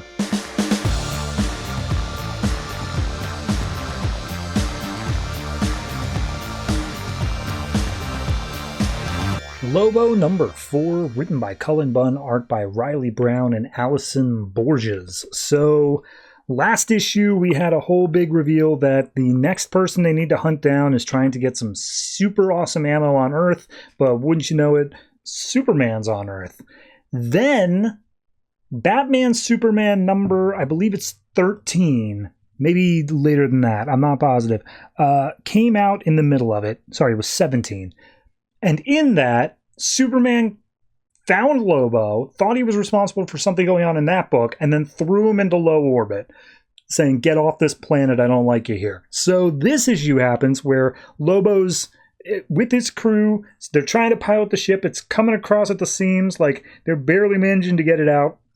And as they're trying to gun it, they realize, okay, we might want to stop because Superman's literally right here. And we see Superman's just standing in front saying, Lobo, I thought I threw you off this planet, man. And he's like, I remember that discussion a little bit differently. And he flips open a thing ready to start shooting. And Emily jumps in being like, you can't shoot at Superman. And everyone else is like, seriously, man, they write songs about not messing with Superman. You don't tug on Superman's cape. He's like, I'm not going to tug, I'm going to shoot. But whatever, fine. And so he says, all right, let's talk about this like a couple of gents. And so they land in the middle of the baseball stadium. And Superman's like, I appreciate you didn't try to fight me, but like there's nothing to talk about. You're an assassin and a psychopath. Get out of here. And Lobo's like, okay, look, I'll admit I haven't been fully honest with you. So, you know, like, let's try to be friends here. And Superman just gives him this look and is just being like, yeah, all right, you're going to have to explain a little bit more to me. And so Lobo says, like, look, there's a killer in Metropolis. His name is Snake Omega. He was hired as his own assassin to kill Earth. And then they basically recount what happened in the Batman Superman issue where this guy really likes weapons. Someone shot people who are close to Superman with a hyper-advanced type of bullet. And as such, he thinks that Snake Omega is going to be going after that hyper-advanced bullet. However, Superman, in looking for who fired it anyway, came across Lobo, punched him in the face, and then threw him in a low Earth orbit. So he's like, look, I figured I'd just take care of the Snake Omega guy, not tell you about what was going on, so you don't have to be distracted by it because you got all your other stuff going on. And Superman's like, okay, why do you think that guy's still here? And he's like, look, I've got some code of ethics as a professional here. I'm not going to share everything with you. And in comes Emily, who's just like, okay, I don't have any code of ethics, so I'm just going to tell you everything. And Superman's like, what, are you his little sister? And Lobo's like, no, that's my Supergirl. And immediately, I mean, it was just like, okay, I threw up a little bit there. Anyway, there's a number of pylons that are gravimetric, all set up all over the world, and they are essentially weaponizing planet Earth to be able to lob it at some much larger thing that needs a planet thrown at it. And it's just going to turn Earth into a bullet. And Superman's like, okay, well, who are they firing at? And Lobo's like, not sure, but whoever it is, they got a bad day coming. And we just get this single page shot of this huge dude out in space that looks like it's trying to steal from Marvel's Eternals or Celestials, whichever one is the thing with the big grill on the face. He's like, yeah, it's a whole big thing, but don't worry about it. We can take care of it. And Superman's like, look, I can just see it with my supervision. I'll just go deal with it now. And Lobo puts a hand on Superman's shoulder, and he turns around and gives a look like, oh, I'm sorry. What are we doing here? And all of his gang is just like, oh, he's going to get killed. He's committing murder right now. And Lobo's just like, look, hey, I get it, but the Snake guy's already got his finger on the trigger. He's somewhat here in Metropolis. Like, we just need to go after that. So I'm just willing to go do that, and you don't even need to worry about it. And Superman's like, nope, he is an imminent threat to the world. I am going to take care of it with you. So they all start flying off together, and they're like talking about it in the thing, just being like, hey, Superman, you know, there's a couple of riots somewhere around the world you might want to go deal with. And he's like, nope, this is more important than that. And as they start talking about Superman, Lobo just shushes him, being like, I know he's got super hearing. Don't let him hear anything. Like, hopefully he's a bit too distracted with the world going crazy around him. I know a thing or two about the world going crazy. And we get a flashback to Lobo's time on Zarnia. He's with the princess, and the whole planet is just friggin' exploding. It's all going nuts. And the princess is like, oh, is this a punishment? Did we anger the world? What happened? My dad did the whole blood thing with the fountain. Like, that should have been enough, right? And Lobo's like, I don't know what's happening, but like, we got to figure this out. And there's a woman there who's gone crazy, saying that the world is vengeful and cannot have her child. So she kills her child right in front of Lobo and gang, as well as killing herself. And as the planet's blowing up, we see a whole horde of Zarnians come after them, saying like, oh, cannot save her, a quick death for you. And Lobo says they've been infected with something. Their perception is altered. Don't touch them. We don't know what spreads it. Just stay behind me. And Lobo comes in and starts slashing off all their heads, saying, I'm giving them mercy. So we then cut over to Snake Omega's base. Superman just busts in through the wall, and Lobo's like, all right, this is kind of fun. I'm not going to say that. But as Superman comes in doing the shock and all, they start fighting through all of his little robot goons. Immediately, Snake runs over, tries to press the trigger. Superman zaps the whole machine with his heat vision, making it completely worthless. So Snake then grabs a really big gun and starts bolting out. And Lobo's thinking like, look, if Superman ever really wanted to turn his hero thing into a professional job, he'd do great on the murder for hire market. So we see Lobo's going after Snake. He's ready to pull the trigger, shoot him dead, and Lobo comes in and just breaks the gun in Lobo's hand, saying like, I'm not helping you assassinate someone. So Snake fires off a few more like rockets, stuff like that. Lobo's going in after him. Meanwhile, Superman puts his hand on Lobo's shoulder, being like, hey, now you're not going anywhere. And Lobo's like, I know you didn't like me touching your shoulder, but that does not mean you get to do it to me. And he flips Superman over his shoulder onto his back. And Superman's like, I'm sorry. What was that? What just happened there? As Lobo runs up the stairs trying to get to Snake before he gets in his escape vehicle, Superman just busts through the walls, grabs Lobo. Once again, high Earth orbit. And he's just like, are you serious? We're doing this again? And Superman's like, you gotta drop your weapons, you know you can't hurt me. And he's like, you know, you'll see about that. I got some pretty fancy weapons in here.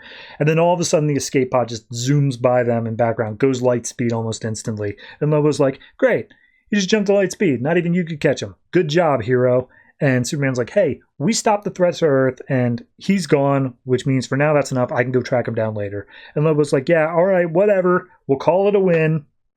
And Superman's like, and that means you're done here too? And Lobo's like, you know what? Earth sucks. I hated coming here to begin with. So yeah, we're done. I'm out of here. Don't worry about it. But hey, one of these days, Earth is going to get to be too much for you to protect. And trust me, I know that. So you're going to have to end up killing it yourself in the end. And Superman's like, yeah, don't come back.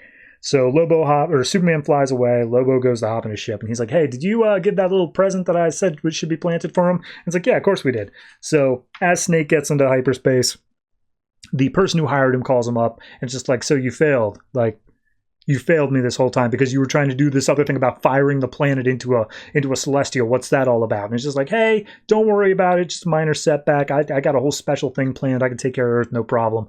And then he opens up one of his cabinets. There's a few bombs in there with like 3 seconds left. And he goes, ah, crap. And he explodes. Another one down.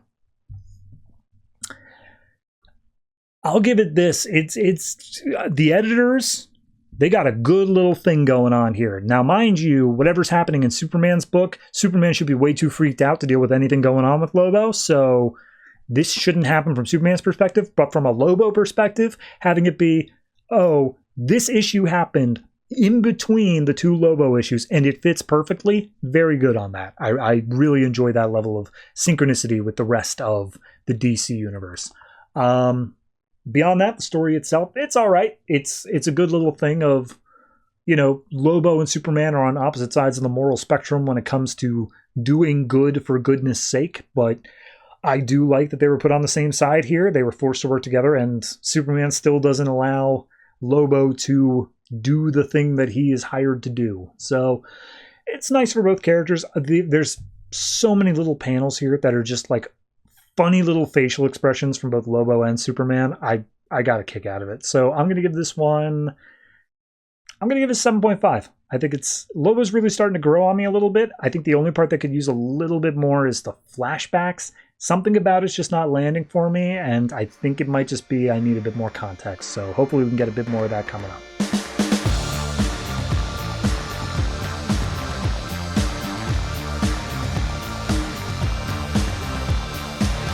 Swamp Thing number 38, written by Charles Soule, art by Javier Piña. So last issue, we had the Machine Queen, which is Lady Weeds, but I'm just going to call her Machine Queen from now on, went around. She managed to give the Avatar of the Grey a sexy new body, and then also met up with Anton Arcane, who has the bones of the original Alec Holland just chilling in a bag. So we see her start to put her plan into motion, and she is taking all of her machines, and she is like having to focus because it's not coming as easy to her as plants did, but she is learning, and she is starting to cause simultaneous attacks all around the world against the Green. And in doing so, she's like, I learned this from a good friend of mine named Wolf, not a friend, more of like a toad, and said, I'm stretching him thin. We're not going to be able to beat him in a one-on-one straight-up fight. Like, he would absolutely win that. But if we stretch him thin enough around the globe, we can keep him busy. And if we keep him busy, then we can do other stuff right under his nose. So that's what we're going to need to do. And we see that we are at the Service, the Fortress of the Machines, and Machine Queen sitting on her throne, and she calls up Anton Arcane and is just like, all right, you have it, give it to me. And she's like, oh, well, I respect you, I will give you that. Here's the bones of Alec Holland. And we see her pull it out of the sack and just pour it into her lap and say, all right, it's been a very long time. And he's like, oh, for me as well. And she's like, well, then come on. And they start making out. Now, mind you, this is a machine robot lady and the most disgusting man you've ever seen in your life. As well as we see in their mouths is an exchange of like maggots. And immediately, I'm blanking on his name. I think it's like Algorithm A or whatever. The other main member of the parliament shows up and says like, what are you doing? Guys, we could do this literally any other time. We could be attacked by Swamp Thing right now. And she's like, you idiot, this is what's required. We have to do this. So get out. And so he leaves. The Avatar of the Grey goes to leave and is like, hey, Mickey, join in. So they turn it into a threesome of machines, rot, and fungus that ends up becoming this strange Cronenbergian cocoon that we see eventually they slash their way out of, and from the cocoon, as well as the three of them, comes a horrible disfigured something that is somewhat Alec Holland. So as it comes out, it's like, all right, we mess with things bad enough, Alec should be able to feel that. And so immediately Alec, who is in one of his bodies also fighting alongside, why am I blanking on her name? Anton Arcane's daughter, I can't remember it offhand, but regardless, the Avatar the Black the Rot, whatever it's called, is they both feel it. And Alec's like, look, I can feel it because it has something to do with me, but if you could feel it also, that means it has something to do with the rot. And it's like, all right, we need to end this before it goes any further. So, Abigail, that's it, Abigail Arcane. So we see over in Louisiana, the three of the, I'm going to call them the evil avatars, and also this Alec Holland character, all make their way over to where the serene guy is, Gaurav, and he comes out and he's like, I am here, Avatar of the Grey, because Miki is the one who was calling, and then he casts some sort of spell on the three avatars, the three normal people, and he's like, look, us at the Serene, yes, we worked for the avatars, but we also knew how to take them out in case any of them ever went rogue, and I have cast this spell on you, and I can continue to subdue you. Leave this place in peace. And Anton's like, you stupid idiot, we're not all avatars. And we see underneath a robe, because we don't get to see his face yet, gross Alec stretches out and threatens Gaurav, holds him up by the neck so he's unable to fight back. And then Miki gets up and says, hey, you ever watch Last of Us? She doesn't actually say this. She just explains what the fungus is. But she literally describes the fungus from Last of Us. And she's like, yep, it's cordyceps, whatever. And she feeds it up into Gaurav's nose. And now he's nothing but a mindless servant to them. So now that their plan is at fruition, Machine Queen's like, all right, now time to get his attention. And they blow the hell up out of the Louisiana house saying, hey, Serene guy, reach out to Alec Holland, tell him what we just did, tell him to come home. So as Abigail and Swamp Thing are flying to the Arctic to deal with the Machine's home base, it's like, all right, I don't know who their avatar is, but when they got an avatar, the attacks only got worse. So we're going to reduce them, contain them, and if we can't, then we can't. We're going to take them out. So as they approach, we see a bunch of giant mechs come up out of the ice. They are the defense force. And Abigail and Swamp Thing are like, all right, this is the choice they make. Let's do it. And as they're about to fight, Swamp Thing hears that their Louisiana home has been attacked. He's like, oh, okay, I'm going to have to split my focus a little bit because I really got to figure out what's going on back there. And Abigail's like, dude, I need you here. And he's like, I'm here, but I'm also there. So we go down to Louisiana. He busts out of the ground. He's just like, what the hell have you done to my house? And he looks over and he sees Anton Arcane, and he's just like, you are done. I am straight up going to murderize you now. And he's like, hold on. I bring with me both metal and the fungal ones. Like, these are incredibly powerful enemies, Alec. And Alec, not recognizing Lady Weeds as the Machine Queen, is like, look, I'm hoping me and you can have a conversation. We could talk this out and be civilized or what that. And she's like, oh, you don't even recognize me? Cool. We'll talk about that. But I have a face you will recognize. And she pulls the robe off of the gross, disgusting Cronenberg mess of Alec Holland, who says, nice, and think of this in like Igor's voice, like, nice to meet you. My name is Alec Holland, and I like plants, and I like you because you are a plant. And immediately Swamp Thing is just like, oh God. And he gets punched in the face by New Alec. In the Arctic, we see, because he's completely lost his nerve, the Arctic version of Swamp Thing just starts fading away. Abigail's stuck against this giant-ass mech, and she's just like, God damn you, Alec. So back in the Louisiana, we see Swamp Thing's just like, unwilling to punch himself. He's just taken a beating from the gross version of Alec and just like, all right, cool. He's as disconnected from the green as he's ever going to be. We got to deal with this now. And now Anton's like, we still got to deal, right? And she's like, you got no power here. Don't think you do. But yes, we still have a deal. And it's like, cool. So they run over into the bayou as Machine Queen stays and wants to watch the fight. We see the Serene guy casts some amount of spell that he has to open back up the portal to the green, and both Miki and Anton jump into the green. Inside is Brother Jonas and Capucine, and they're like, you dare invade the green? How dare you? So the Lady of the Fungus comes in and starts trying to fight against them as best she can, but this is the place where Anton is closest to be able to talk to his own parliament, and he says, hey, rot, I know I more or less betrayed you by doing more than you wanted me to do, but you gotta realize I just wanted what was best for the rotted heart, and right now I have a chance to actually deal a serious blow against the green. I just need your guys' power back. And the rot's like, all right, fine, one last chance. He's like, yes. So he now has rot powers. He pushes it into the green. And we see in the real world, Swamp Thing's arms start to just melt and rot away as gross Alec Holland's like, ooh, poor Plant Man has blight. A dead Plant Man now. So yeah, that's a few twists. That's a few turns. How do I feel about the orgy threesome scene that leads in a Cronenbergian cocoon? Not very well, Bob. Not a fan. Beyond that, the rest of the, I mean, even that sequence was great. I love this series. I'm so disappointed it's going to be ending soon. It's a constant thread where you feel that everything has evolved naturally from all of the rest, and it just feels so good to be able to read this very well told story beginning to end. So, all in all, I think I'm going to give this particular issue, I'm going to give it an 8. It's almost an 8.5, but I'm going to stick with 8. And it's just, I'm loving it. I'm hoping more of it comes out, and I'm so sad it's going to be ending soon.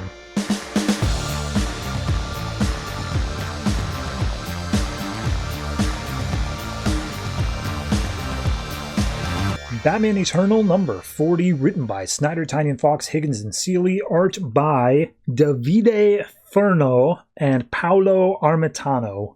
Apologies for butchering that. So this issue picks up with the avalanche that Riddler triggered. All of the cabin, everything is underneath snow. Julia's calling out for Batman, seeing that he's all right. And he's like, yeah, I'm here. I should be fine. Everything's good. And he's just looking around. He's got a little flashlight going. We see all of the rogues gallery that were presented the Bat Armory by this mysterious voice figure are looking over everything. And Scarecrow's like, oh man, look, he's got all these sedatives and antitoxins. Like, I could reverse engineer this and I could make it so that as he thinks he's healing people, he's poisoning people. And Firefly's like, whatever floats your boat, man. I'm not actually sure this is Firefly, but they don't actually say what his name is. And like Cluemaster hops onto a motorbike and he's like, oh man, Jesus, this is I'd kill for a bike like this. So as they're all looking at this, Catwoman chimes in being like, hey, I showed up for this, but not really my shtick anymore. And Clayface is like, yeah, you never really did do much fighting of the Batman. You did a lot more. And then she's like, shut your dirty mouth, Clayface. So she says, look, I've been running this city more than you guys even know. Ask Penguin, ask Falcone. Like, if you guys want to make this thing go really big, come with me, take the stuff, we'll organize, we'll take over the whole East Coast. We'll be so rich we don't even know who Batman is anymore. Or you can just listen to the mystery voice if that's really what you want there. And as they're thinking like, okay, so Catwoman's not on our side, that makes her against us, right? And she's like, look, you guys do whatever you want. You want to go full mass murder psycho, but like, you're not going to be able to take over me when it comes to ruling this city. And Firefly, or whoever this is just like, well, that sounds like a good offer. Want to see my resume? Boom, and fires off a rocket launcher, blowing up her car. So she's seemingly dead. Meanwhile, we cut over to the avalanche.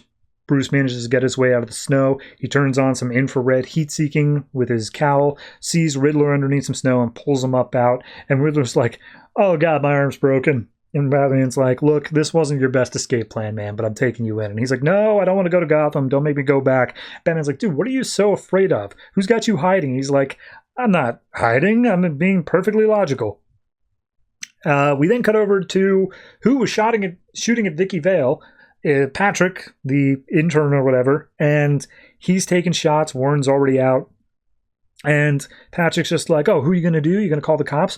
What if I told you I'm undercover GCPD? This is Gotham. This is black as white, up as down. And as he goes under the desk to try to attack Vicky, she pulls out some mace, shoots him in the eyes, and he's out for the count as she pistol whips him with his own gun. So it's like, all right, you're not a cop, Patrick. I can always tell who a cop is. The question is, who really sent you? But she calls up 911 for Warren and tries to get the ambulance there before he bleeds out. So as Batman and Riddler are making their way back to whatever location, the snow they're on gives way. They start pummeling down the cliffside. And as they hit the bottom, Riddler gets up out of the pit and he just starts like limping away. Batman's like, Riddler, stop. And Riddler's like, dude, just let me go. The only reason I wanted to bring you here is to just get you thinking on the right path. I don't want any part of this. Please stop. And he triggers something that causes Riddler to trip something in his leg. And he's like, does it make you feel better? You don't have any of your toys and stuff? Do you just like beating up on me? Is that it? No matter what, I'll never talk. No matter what, that's it. And Batman's triggers the bat plane, which is underneath Riddler, to start raising up underneath him. So he's stuck up in the air. And Batman's like, look, regardless, you're coming back with me to prison. So it is Firefly. Never mind. We see Firefly and Scarecrow are just like, oh, damn, Firefly, you actually blew her up. That's crazy. And they're all like, oh, my God, I can't believe Catwoman's dead. And Signal Master's like, yeah, I don't see a body. She ain't dead. But regardless, we don't really need to worry about her right now. And Mr. Freeze is like, oh, you're smarter than you look, Signal Man. Why are you hanging out with this loser? Pointing over to Clue Master and just be like, yeah, thanks, I think. So at that point, we see everyone getting their stuff, getting ready to roll out. They all move out. We see Catwoman is hanging out up in the rafters, watching it all go down, as Clayface takes one of Batman's cowls and capes, gets the suit, and merges into it. He becomes Batman, and he's like, oh, all right, time to call some mayhem. So we see Catwoman sneaks out shortly afterwards. She goes back to a second car that was waiting for her with Killer Croc standing guard, and Croc's like, so it seems like it went pretty bad. And she's like, yeah, about as bad as it could have gone. And they see the bat's like plane flying overhead, and Killer Croc's just like, oh, well, the bat can handle him. It's just like, that is probably not Batman. That's probably one of them. We don't know who's a who anymore, and everything's going to get worse before it gets better. So she drives off. She calls over to one of her goons on the phone saying like, hey, look, I need you to find me a hit out in Gotham right now. Something that looks out of place. Someone who's got more on their head than they should be worth.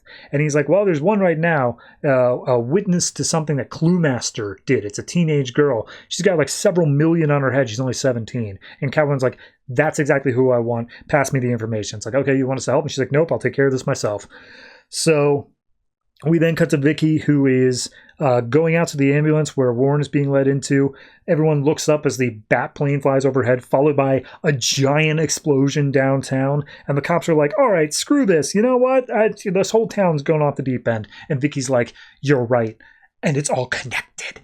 So we then get our last little page, which is falling out of a sewer is, I'm blanking on his name right now, Corrigan. Jim Corrigan, aka the Spectre, who you may remember back from the crazy-ass ghost stuff under Arkham. He's moved through the sewers for 2 weeks, dragging Maxie Zeus's body that was possessed by Blackfire.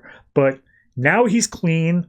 Corrigan's done tons of like divinations on him to completely clear him out of his system, and he's like, boy, that was crazy. You're lucky that the Spectre just brought down Arkham and not the whole city. And he looks out over Arkham and he sees that giant explosion happen. He's like, then again, seems like someone else is doing that plenty fine without him. So he pulls up Maxie Zeus and he's like, look, I'm still a cop, you're still an escapee, I've still got to take care of you. Some things still got to make sense, right?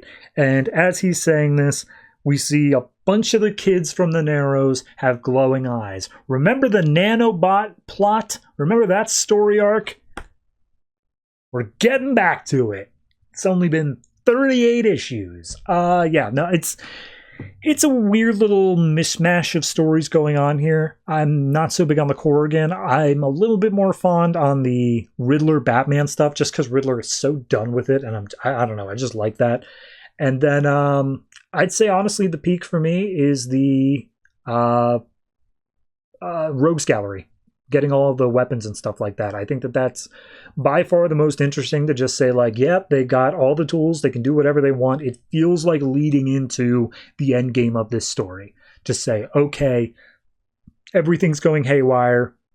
The whatever villain is behind this has passed the keys off to everyone else to let them cause as much chaos as possible. Whatever's happening is going to happen now. So I'm down with it. I think it's interesting. Vicky Vale plots, whatever. I think that could use a little bit more expansion, or it could just be dropped entirely at this point. It could go either way. So I'm going to say this one is a 7. almost a 0.5. I'm just going to stick with the 7, though. I think it's just the main Batman stuff just feels like it's kind of wasting time. And then add on top of that, I'm not a huge fan of the Vicky Vale stuff or the Jim Gordon stuff. That's about half the issue. So 7, but the rest of it is made up very well.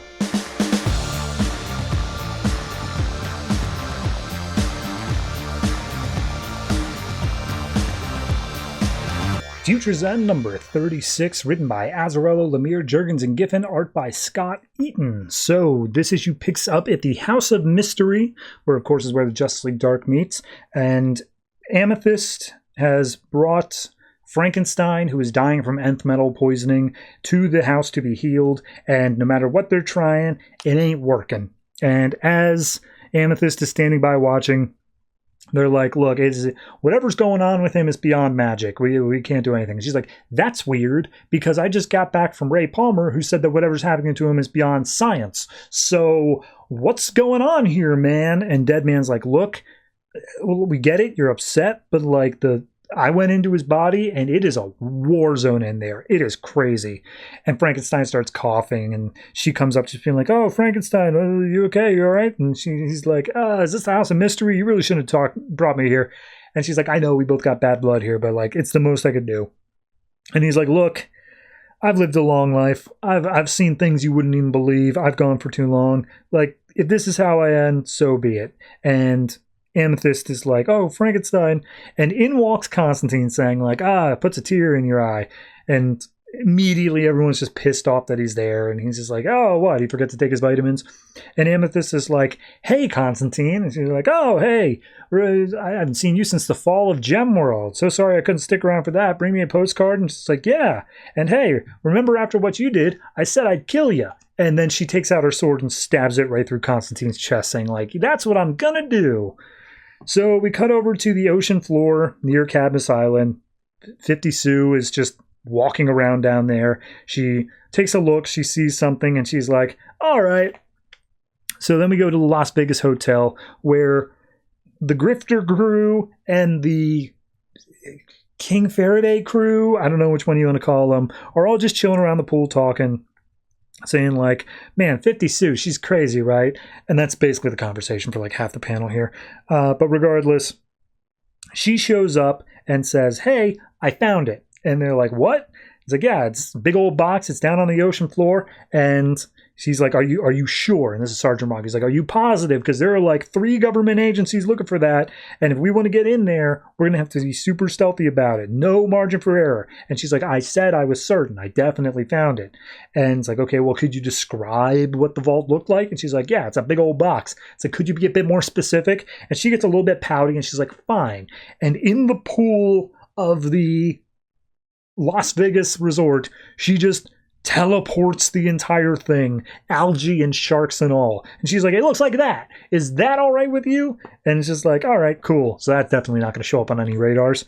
So we then cut over to Constantine, who's waking up in a hotel next to Midge. And for some reason, Midge is in her underwear. And I don't know why, but she's wearing Constantine's coat. But regardless, Superman is no longer there. And Constantine's like, oh, what happened to the guy? Where's our friend? And it's like, oh, Superman, he went for a walk. And we see they're in Smallville. Superman went to the thrift stop to pick up some stuff. And Constantine's doing a whole big thing because he's dressed up as Clark Kent. He's just like, oh, hey there, Mr. Tall Burly Guy. Would you happen to see our friend? He's about this tall. He's super buff. And Superman's like, is this funny to you? Is everything just a joke to you, man? And just like, oh, no, I can barely recognize you. Your disguise is so good. And just like, yeah, seriously, let's cut it out. And Constantine says like, all right, so this is your home, truth, justice, all this stuff. And he's like, yeah, don't joke about my home either. But then Midge chimes in saying it's evil.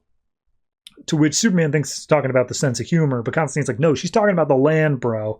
Something about this place is like a black spot. There are inherently evil spots in the world. This happens to be one of them. And Midge says, oh, it's like webs that the master left, trapping and killing all the good that comes too close to it. And Constantine explains, and it's possible that because they are such black swirling pits of evil, that they draw good things to them. And Superman's like, wait a minute, hold on. Are you telling me that I crash landed here as a rocket ship on purpose? Like something drew me here? And he's like, I mean, it's possible, right? And they keep on zooming in on this cornfield outside of town. I don't know what they're supposed to be showing, but it's something in this cornfield.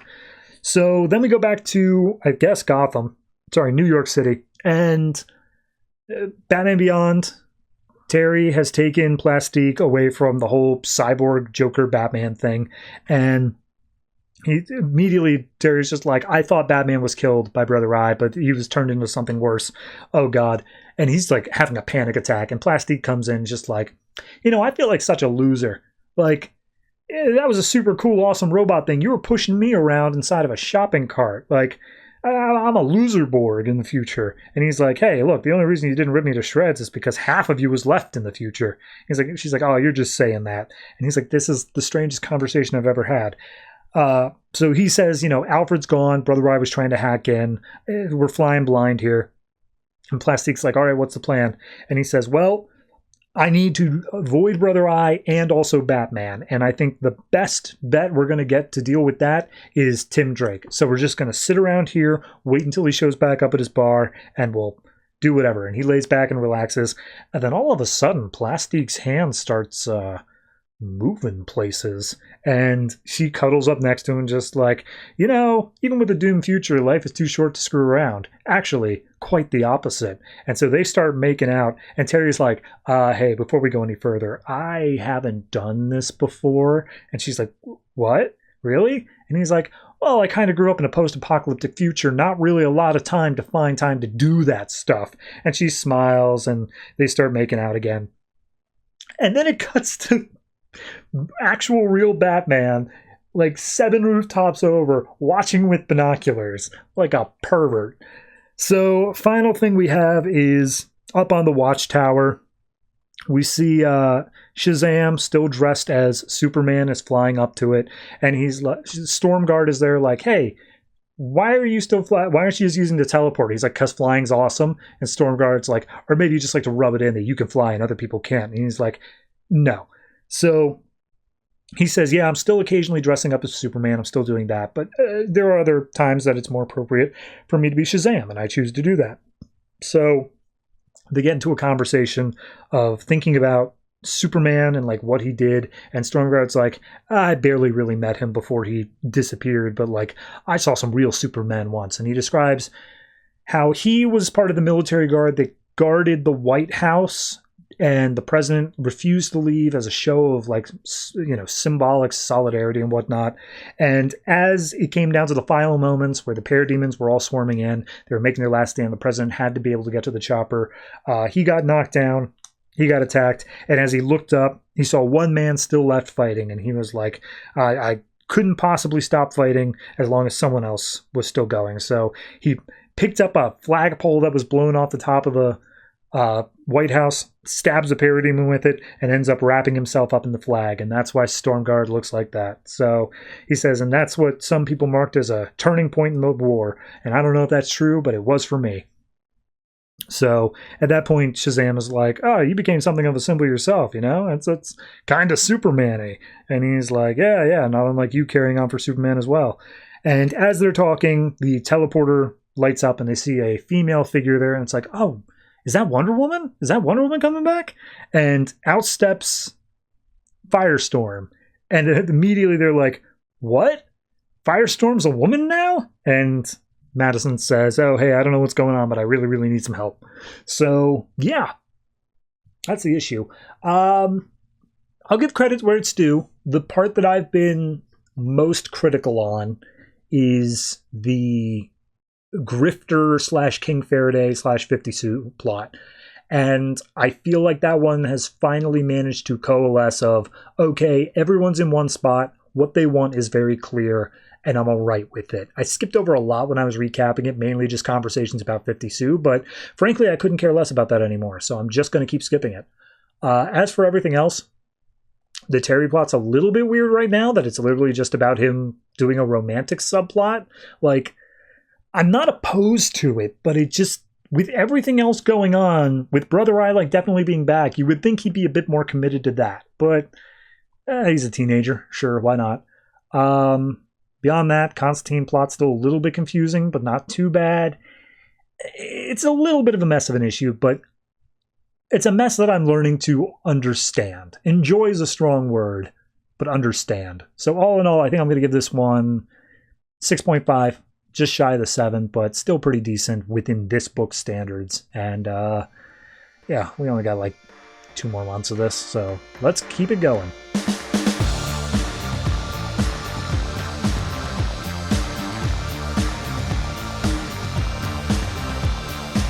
Earth 2, World's End, number 14, written by Wilson, Bennett, and Johnson, art by every single person at DC that's ever worked there. So, this issue picks up on Apocalypse, Darkseid standing out on his balcony as we see Commander Khan is piloting a kamikaze suicide mission. The plane is loaded with bombs, and he's given his whole last hurrah. He's like, oh, I'm Commander Khan for the World Army. This entire ship is rigged to blow, and I will be piloting it into Darkseid's place as one last show of rebellion. It can destroy everything. And he sends, as he's got 5 seconds of impact, he sends out a data transfer, all the schematics of the ship and everything. And he's like, oh, I will go to join them. And in one thing in war, all that is not given is lost. And as he goes to fly in, Darkseid just zaps the ship with his laser eyes and it explodes like half a mile out. So, doesn't do anything. Anyway, underneath of the World Army bunker in Oklahoma City, underneath Oklahoma City, they've made a World Army bunker based off the Atom, who grew to supersize to make a giant cavern and then died.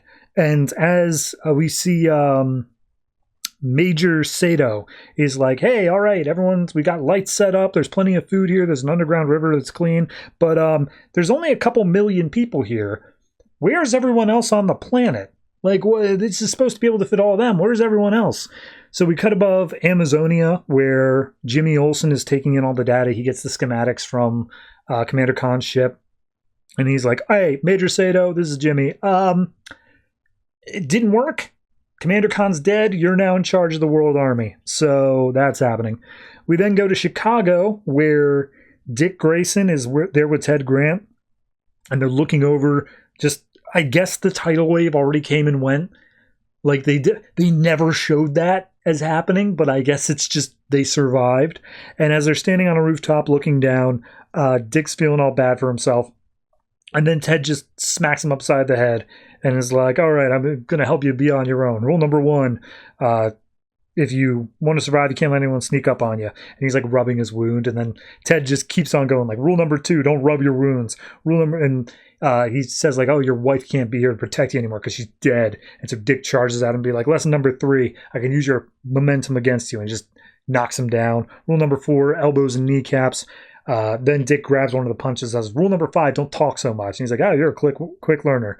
So they start sparring on the rooftops as meteors still keep falling. 3 hours pass. I guess they're done now. And as they are making their way to one of the underground entrances to the World Army headquarters, whatever's, the soldiers stop them and say, like, hey, it's down there, but you can't go into this one because a train derailed. And Dick Grayson's like, my son was on a train. I have to go get him. So he leaps over, heads down there. And Ted's like, well, I best go down and help him out. So then we go to the fire pit of Geneva, where all the heroes are fighting against Desaad's control of the Avatar of the Red, Yolanda. And they're like, careful, this is the Red Avatar. It's able to mutate its shape and all that. So, we can't know what we're fighting up against. But the true Avatar is being bound up there, and it's using their connection to the Red as a power source. So if we take her out, we can take out the energy for the whole fire pit. So at that point, Superman gets attacked. He gets slashed in the back. Red Tornado has to keep dealing with the fighting, so Batman takes Superman. And Superman's like, a couple of these pipes have my blood pumping through it because they had to feed them to the clones. And it allowed the effects when they pumped in the clones to make them like superhuman, but it was only ever temporary. And Batman's like, are you telling me that's like a drug? I'm totally into that. So he breaks one of the pipes, fills a syringe up with it, and just injects himself with Superman's blood, to which he immediately hulks out, and he's ready to start fighting against these giant-ass beasts. Meanwhile, we cut over to Siberia, where all the Furies are fighting against the avatars of the elements and whatever. And Helena, who has been turned, is like, you stupid avatar of the green. You gave up all these millions of lives in order for your one little love here. It's so pathetic. And Alan reaches out to all the avatars and he's like, please, Parliaments, give us all that you have. All of the forces, give it to us now. And all the forces are like, if we do that, we ourselves shall perish. And the blue speaks up like, we got to do it. We got to give them everything we are for life to continue on. Even after we are gone, we need to push it into them now. So everyone gets a recharge as all of the different avatars are back up to fighting speed. We then cut over to the Adams Haven, where they're unloading people on the trains, and Sato calls in for Hawkgirl and Flash to do a job. It's like, look, we lost contact with the avatars. We don't know what the hell they're up to. If the Furies are running wild, you guys got to go deal with that. And Flash is like, wait a minute. I got an idea. I just need a few hours. And Sato's like, you don't even have a few minutes. So do whatever you're going to do quick. And he's like, that's my middle name. So he grabs Hawkgirl. They run as fast as they can over to London, where the fight against the Famine Fury happened. And Flash points out, we never saw her die. We saw her get disabled by Dr. Fate, but she never actually died. So if we talk to her, maybe we can find out how to take out the rest of the Furies. So they start scanning all of the rubble of London. Eventually Hawkgirl comes across, and there she is. She's just unconscious / comatose in the rubble of London. And the final bit we get here, I think, is up in Apocalypse, as they are trying to place nuclear weapons around. They're being attacked by a bunch of like parademon things. They're not even parademons. They're like normal apocalyptian soldiers, I guess. But as they're trying to place it, they just need some time to figure out how in the hell they're going to be able to detonate this while also not being around for it. And Mr. Terrific looks up at Mr. Miracle and Fury, who are fighting against these hordes, and they're standing on these discs of light. And they're like, hey, can you tell me how those discs of light are made? And Mr. Miracle's like, it's beyond your understanding as a mere mortal. And he's like, okay, so you don't know either. Cool. Here's my theory, is that you guys are multiversal beings. You are stepping into other multiverses that have land where you are currently at. You're like reaching into an alternate world. And Mr. Miracle's like, not really the time for science, dude. And he's like, it's always a good time for science. So we see that Barda shows up. They're running out of time. They send out a few T-spheres to deal with her, but they tell Sandman's like, I'm ready to detonate, but seriously, we're going to die here. And Miss Miracle's like, or not Miss Miracle, Miss Terrific's like, I've got an idea.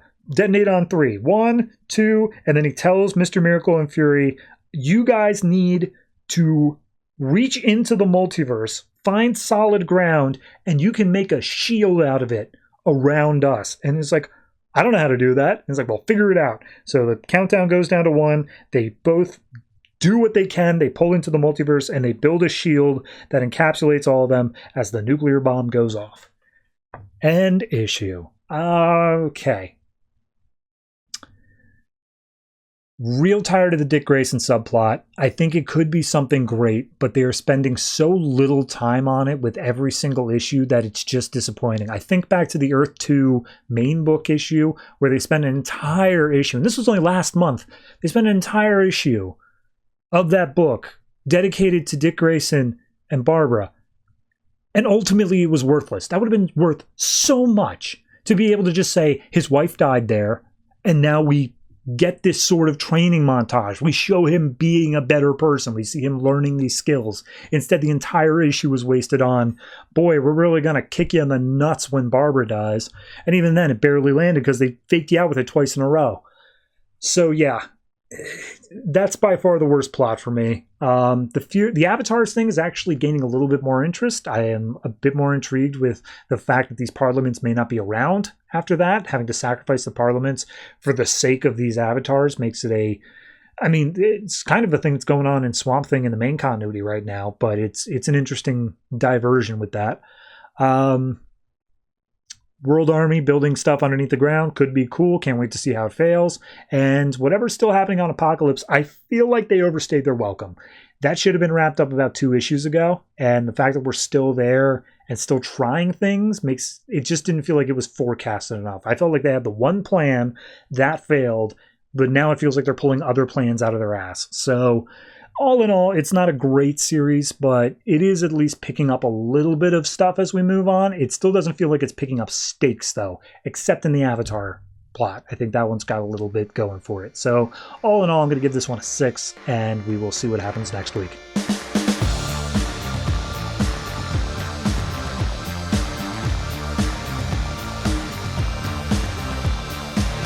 And that's it.